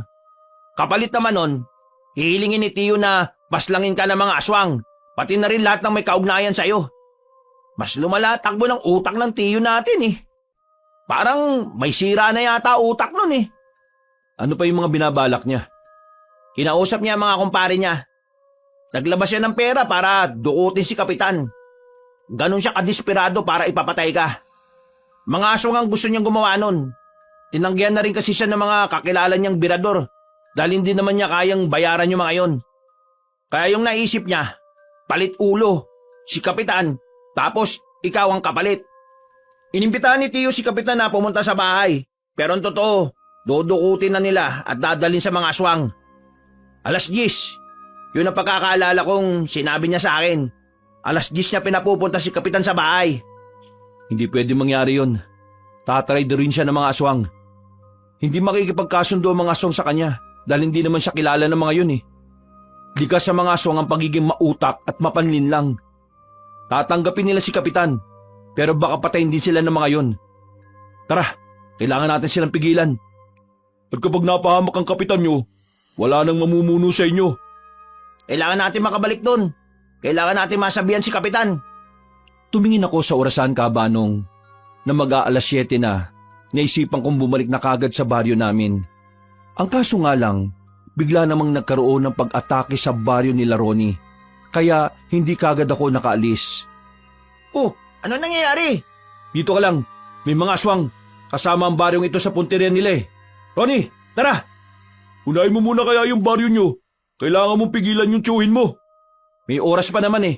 Kailangan nating unahin muna kung ano ang nasa harapan natin. Paano ko? Kagaya ng sinabi ko kanina, magpahinga ka na muna rito. Mamaya pagkatapos ng gagawin namin, sasama ka sa akin at pipigilan natin si Tiyo. Uy, diga, sandali! Mabilis kaming lumabas ni Ronnie. Nakasalubong namin ang mga pinsan niya. Magkakasama naming hinarap kung saan nagbumula ang ingay na narinig namin. Ilang sandali lang, narating na rin namin ang malaking bahay roon na pilit pinapasok ng mga aswang. Hindi na kami nagpatumpik-tumpik pa. Nilapitan namin ang mga yon. Pinagtatatagaan namin ang mga aswang. Napas lang naman namin ang mga aswang na yon. Pero ayon sa mga taong nasa loob ng bahay, marami na raw nakuhang tao ang mga nilalang. Paano yung mga kinuha na tol? Alam ko kung saan sila dadalhin. Sama mo ko. Kayo rito. Kayo na munang bala sa buong baryo nyo ha. May kailangan lang kaming bawiin. Mabilis kaming tumakbo ni Ronnie palabas ng baryo nila. Walang dumadaan na tricycle. Parang kinakapitan pa kami ng kamalasan ng mga oras na yon.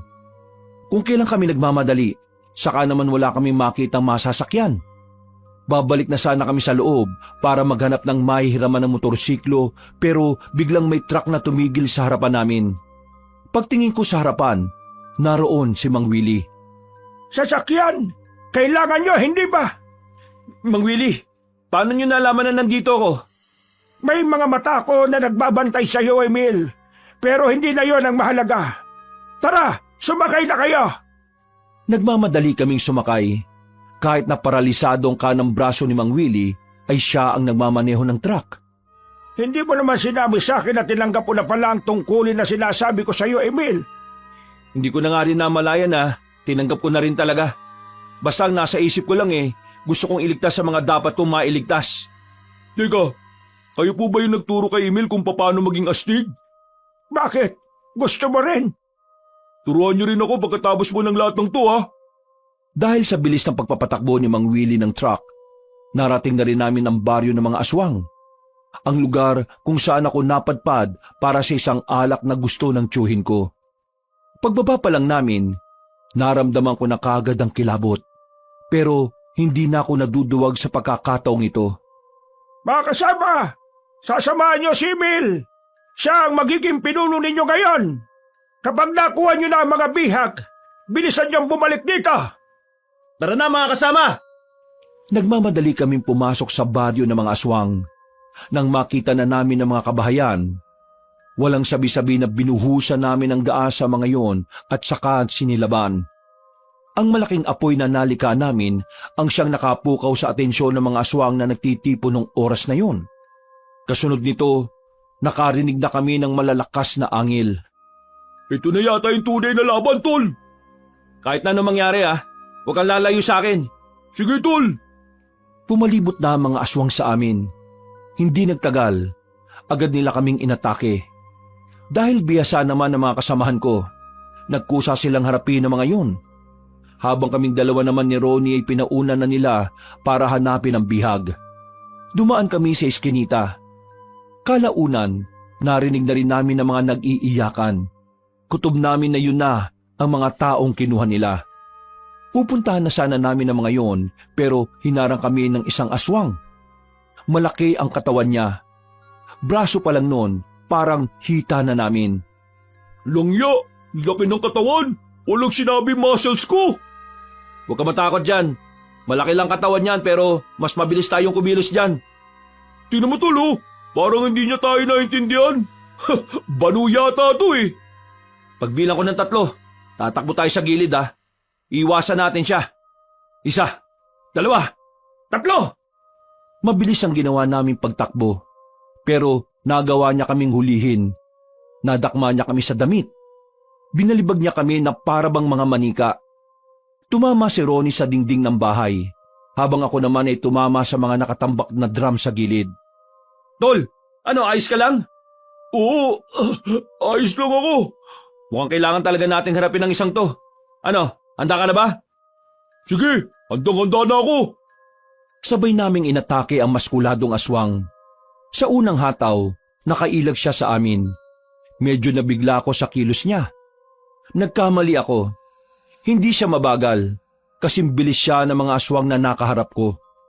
Mabilis siya, marunong. Anong plano? Kailangan din natin bilisan. Kailangan natin siyang lituin sa mga galaw natin. Atake tayo. Pipilitin kong makarating sa likuran para mahati ang atensyon niya. Tingin ko, kaya natin siyang talunin kung nasa magkabilang anggulo tayo. Muli naming inihanda ang mga sarili namin. Pagtakbo ni Ronnie, sumunod na rin ako. Hindi ko siya hinataw ng hawak kong itak. Nagpadulas lang ako sa gilid. Hindi niya ako nadakma kaya nakarating ako sa likuran niya. Pero si Ronnie ay nahawakan niya ulit. Hindi ako nagpabagal-bagal. Nang nasa likuran na ako ng aswang, sinaksak ko siya gamit ang itak. Nabitiwan naman niya si Ronnie. Ronnie, ikaw naman! Gusto ko to! Tinaga niya ang aswang sa kanang braso at kamay. Dahil sa ginawa niya, hindi na niya kami nadakma ng maayos. Nang mapansin namin na bumagal na siya, sinundan namin ang sinundan ng pag-atake. Tinadtad namin siya ng hiwa sa katawan, hanggang sa tuluyan na nga siyang bumagsak. Galing ng utak mo, tol! Idol ka talaga! Magaling ka rin naman, tol eh. Ayos! Mabilis kaming tumakbo patungo sa mga naririnig naming nag-iiyakan. Inabutan namin sila sa isang malaking kulungan na yari sa makakapal na sanga. Malaki pa ang kadena at kandado doon. Kalma, kalma. Huwag na kayo umiyak. Kailangan niyong manahimik para makalis tayo ng ligtas dito. Itatakas namin kayo rito. Gamit ang itak na hawak namin, inunti-unti naming tapyasin ang mga sanga. 5 minuto lang ay nakagawa na rin kami ng lagusan nila. Nang mapalabas na namin silang lahat, ay agad na rin kaming umalis doon. Habang tumatakas kami, maririnig pa rin ang mga hiyaw at angil ng mga aswang sa paligid. Kaya naman, sa ibang direksyon namin idinaan ang mga kasama namin. Masukal, masikip at madilim. Doon kami sumuot para lang makaiwas sa labanan ng mga manunugis at aswang. Hindi nagtagal, nakita na rin namin ang truck sa tapat. Ito na ang lahat ng bihag. Wala nang naiwan. Sige, akyat na sa likod. Malawak dyan. Kaasya kayong lahat. Tol, paano yung iba nating kasama na nakikipaglaban pa rin? Kinuha ni Mang Willie ang maliit na kampana at ipinatunog yun. Ilang sandali lang, naglabasan na rin sa baryo mga manunugis. Walang nabawas kahit isa sa kanila. Sa katunayan, wala man lang silang galos kahit na kaunti. Akala namin noon ay aalis na kami, pero naglabas ng mga pana ang mga kasama namin. Pinagtititiran nila ng palaso ang mga aswang na nagtangkang sumunod sa amin. Naubos sa mga aswang doon. Wala kaming itinira kahit na isa, pero hindi kami naging kampante. Dahil sa mga oras na yon, alam namin gumagala ng iba pang mga aswang sa baryo. Pasado 9:00 na noon, 1 oras na lang ay matutuloy na ang pinaplano ng tiyuhin ko. Kailangan ko makarating sa baryo bago mag 10:00. Kung hindi, mapapahamak ang kapitan namin. Ang kaso nga lang, sa kalagitnaan ng biyahe ay biglang namatay ang makina ng truck. Anong problema? Hindi ko rin alam eh. May oras kaming hinahabol, Manong. Anong oras? Bago mag-alas 10, dapat makabalik na ako sa baryo namin. Nasa panganib ang buhay na kapitan namin eh. Teka, susubukan kong paandarin. Pero kahit na anong gawin ni Mang Willie, hindi pa rin gumagana ang makina. Kinakabahan na ako ng mga oras na yon, Kabanong. Wala pang dumaraan na sasakyan na pwede naming hinga ng tulong. Tol, kalahating oras na tayo dito. May 20 minutos na lang tayo para makaabot. Kung hindi pa gagana yan, wala na tayo magagawa. Hindi pwede. Magdasal tayo na sana may mangyaring himala ngayon. Isip. Kailangan natin makapag-isip. Tama! Ha? Tama nga, Lin. Meron tayong nadaan ng bahay kanina. May nakita ko nakaparadang tricycle doon. Balikan natin. Malapit lang yun dito. Kaya nating takbuhin. O sige, ayos! Nagpaalam na muna kami kay Mang Willie noong mga oras na yon. Binilisan namin ng takbo hanggang sa mabalikan nga namin ang bahay kung saan naroon ang tricycle. Nakausap namin ang may-ari. Ayaw pa kaming pansinin nung una, pero nang pakitaan ni Ronnie ng pera, nagmamadaling pinaandar ng matanda ang tricycle niya. Buti na lang talaga mukhang pera yung driver. Kung hindi kami makakabalik ng baryo. 5 minuto na lang ang natitirang oras. Pinuntahan kaagad namin ang bahay nila Kapitan. Pero ang sabi ni Abigail ay lumabas na ang tatay niya papunta sa bahay ni Tiyo. Pagdating namin doon, nakita naming nakatali na mga kamay ni Kapitan sa likuran at nakatapal na rin ng tape ang bibig. Ako naman ang kailangan mo, di ba? Pakawalan mo na yan si Kapitan. Oh, ha!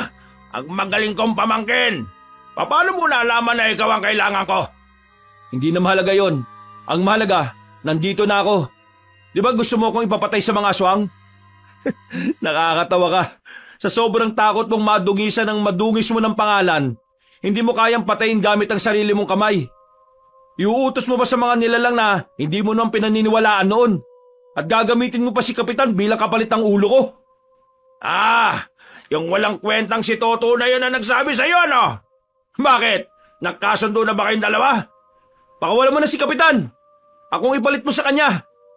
Kasama! Binabata yata tayo ng tangang to eh.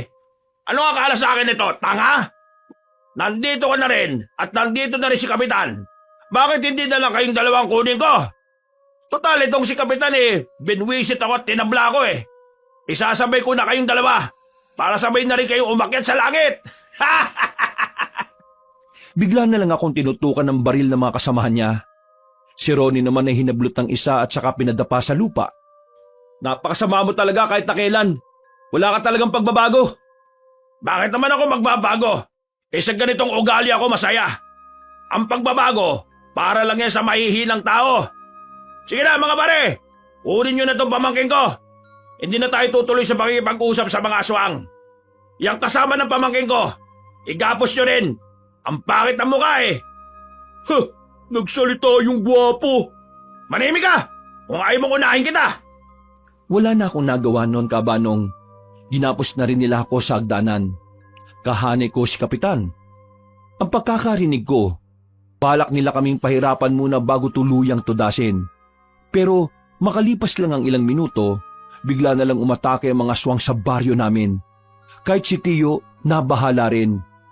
Tiyo, pakawalan mo ako dito! Kailangan namin pigilan ng mga aswang! Kung hindi, sama-sama tayo mamamatay rito! Anong sama-samang mamamatay? Kayo lang, hoy! Aalis ako rito! Bahala na kayo sa mga buhay nyo! Bahala na kayong lapahin ng mga lintik na aswang na yan!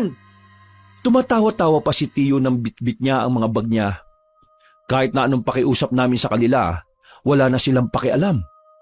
Iniwan nila kami roon para ipaubaya na sa mga aswang. Para sa tiyuhin ko, mas masaklap kung mamamatay kami dahil sa mga aswang.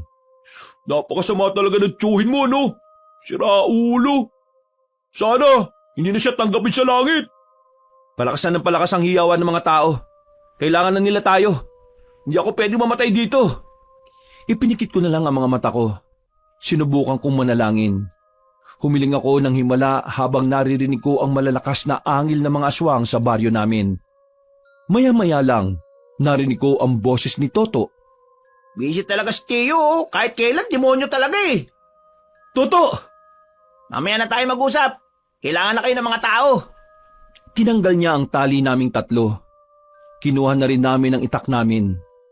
Sa mga oras na yon ay muli akong nabuhayan ng loob. Insan, ikaw na munang bahala kay Kapitan ha. Kahit na anong mangyari, huwag kayong magpapahuli sa mga aswang. Kailangan na namin puntahan ng mga tao. Sige, ako nang bahala rito, Insan. Lumarga na kayo. Tol, marami yung aswang. Dalawa lang tayo. Kakayanin kaya natin? Tapos na ang problema sa baryo nyo, Ronnie. Kasama kong dumating dito yung mga pinsan mo, pati na rin yung ibang residente sa baryo ninyo. Uy, ayos! Mabilis kaming tumakbo paalis ni Ronnie. Nang makarating na kami sa daan, nakakasabay na namin ng mga pinsan niya pati ang ibang taga-baryo nila. Lakas loob naming hinarap ang mga aswang. Kahit maliliksi at mababangi sa mga nilalang na yon, ay hindi nagpatinag ang mga kasama ko. Nakipagbakbakan kami, nakipagsabayan, nakipagsubukan ng lakas at tapang. Sa halos isang oras naming pakikipaglaban, karamihan sa amin ay sugatan na rin. Pero marami-rami na rin kaming napaslang ng mga aswang. Pansamantalang natigil ang gulo nang makaramdam ang mga aswang na hindi nila kami kayang talunin. Sinimantala na rin namin ang pagkakataon para gamutin ang mga kasama naming sugatan. Ano, kaya niyo pa ba? Kaya pa namin, Tol. Pero inaalala ko lang parang wala sa kalahati yung mga aswang mga napatay natin Kung sana naturuan natin ang mga nandito, hindi sana naging ganito kadihadong grupo natin Pero, hindi tayo susuko. Mga kasama, nagpapasalamat ako sa katapangan na ginawa nyo para sa mga tao. Alam kong nahihirapan na kayo. Kaya tatanungin ko kayo ulit, gusto niyo ba bang sumama hanggang dulo? Sabay-sabay na sumang-ayon ng mga kasama ko kahit nasugatan na ang karamihan sa kanila. Dahil doon, muling nabuhayan ng loob ang bawat isa. Wala na itong atrasan! Hanggang kamatayan! Muli kaming sumabak. Dumating naman ang bagong grupo ng mga aswang. Sa pagkakataong yon, naramdaman ko kagad na dihado na talaga kami sa laban. Mas marami na sila, mas mabibilis at mas malalaki ang katawan. Aatake na sana sila sa amin nang biglang dumating ang grupo ni Mang Willie. Mas lalong tumaas ang moral namin noong mga sandaling yon.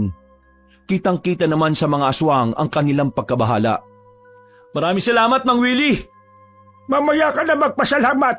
Yung pinuno ng mga aswang ang unahin mo. Wala siya rito. Alam niya na siguro na ikaw ang nangunguna sa mga kasama mo. Isa lang ang ibig sabihin niya ni Mil. Naghahanap siya ngayon ng kahinaan mo. Nang sabihin yun ni Mang Willie, ang unang pumasok sa utak ko ay si Abigail. Wala na akong sinayang na sandali.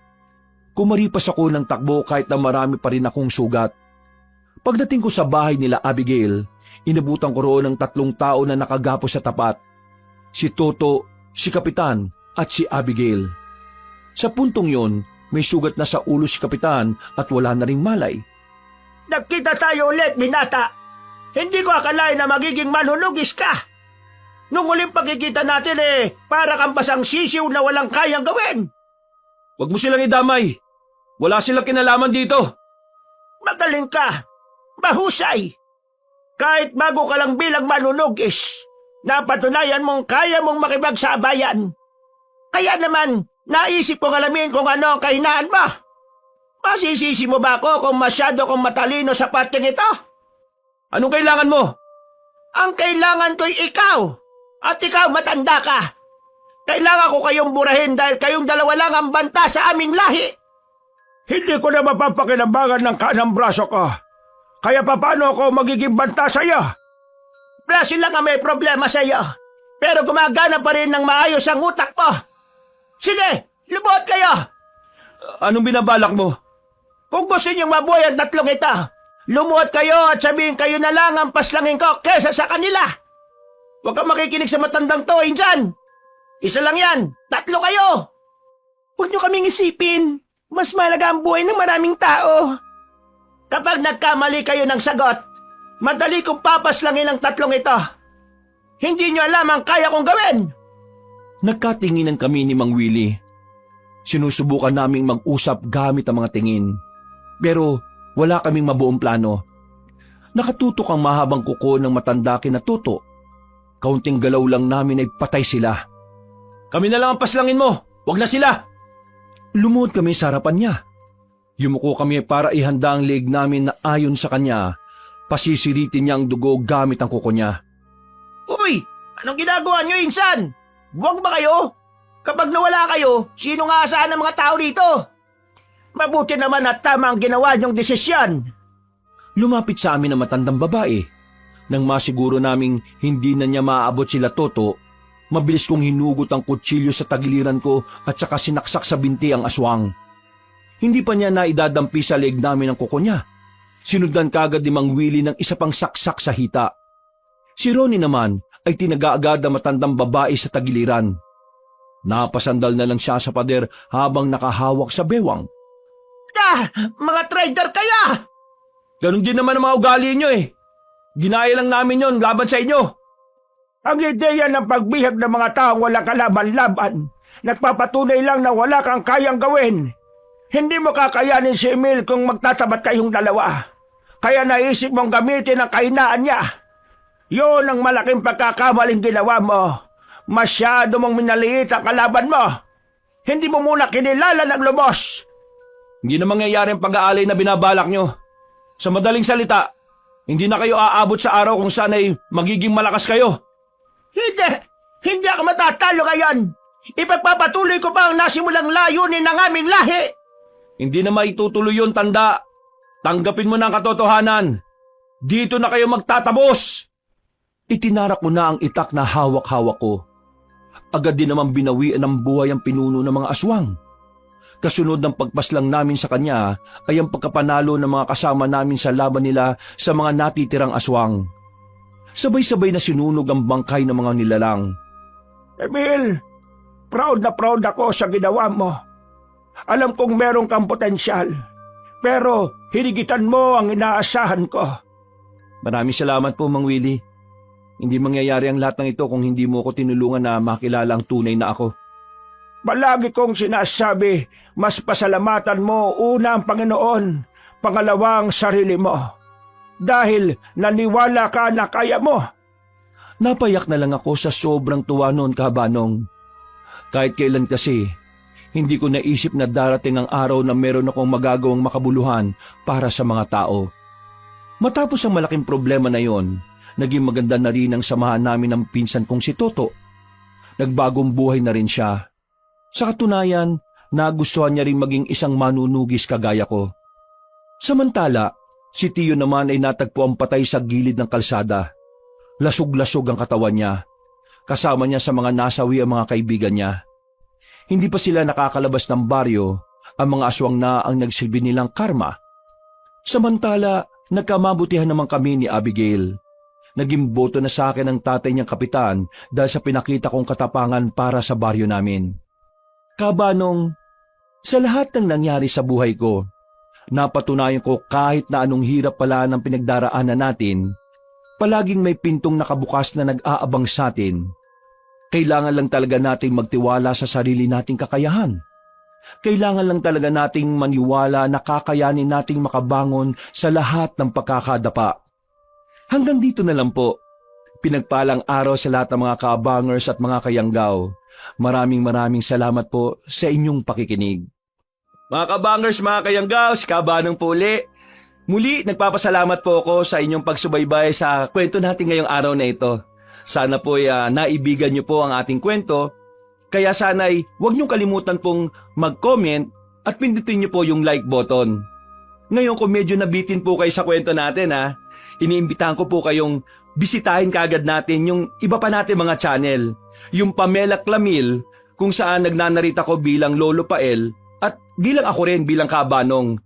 Konti pa lang po yung subscriber doon kaya sana'y mag-subscribe rin kayo doon at pindutin niyo po yung notification bell para lagi kayo nanonotify pag may mga bagong tayo mga videos doon. And don't forget to comment and like the video. At kung bitin pa rin po kayo, eto ang good news. Meron po tayong bagong channel, ang Kabanong version 2.0, kung saan meron na po tayong mga moving images doon. Kaya pwede na rin po kayong nanonood habang nakikinig po ng napakagandang kwento. Or pwede namang nakikinig lang kayo dahil meron po kayong ginagawa. Balikan nyo na lang po kung gusto nyo po mapanood. Sana po'y mag-subscribe rin po kayo doon para makasama kayo sa first 100,000 subscriber ng channel na yon. So, hanggang sa susunod na kwento, wakas,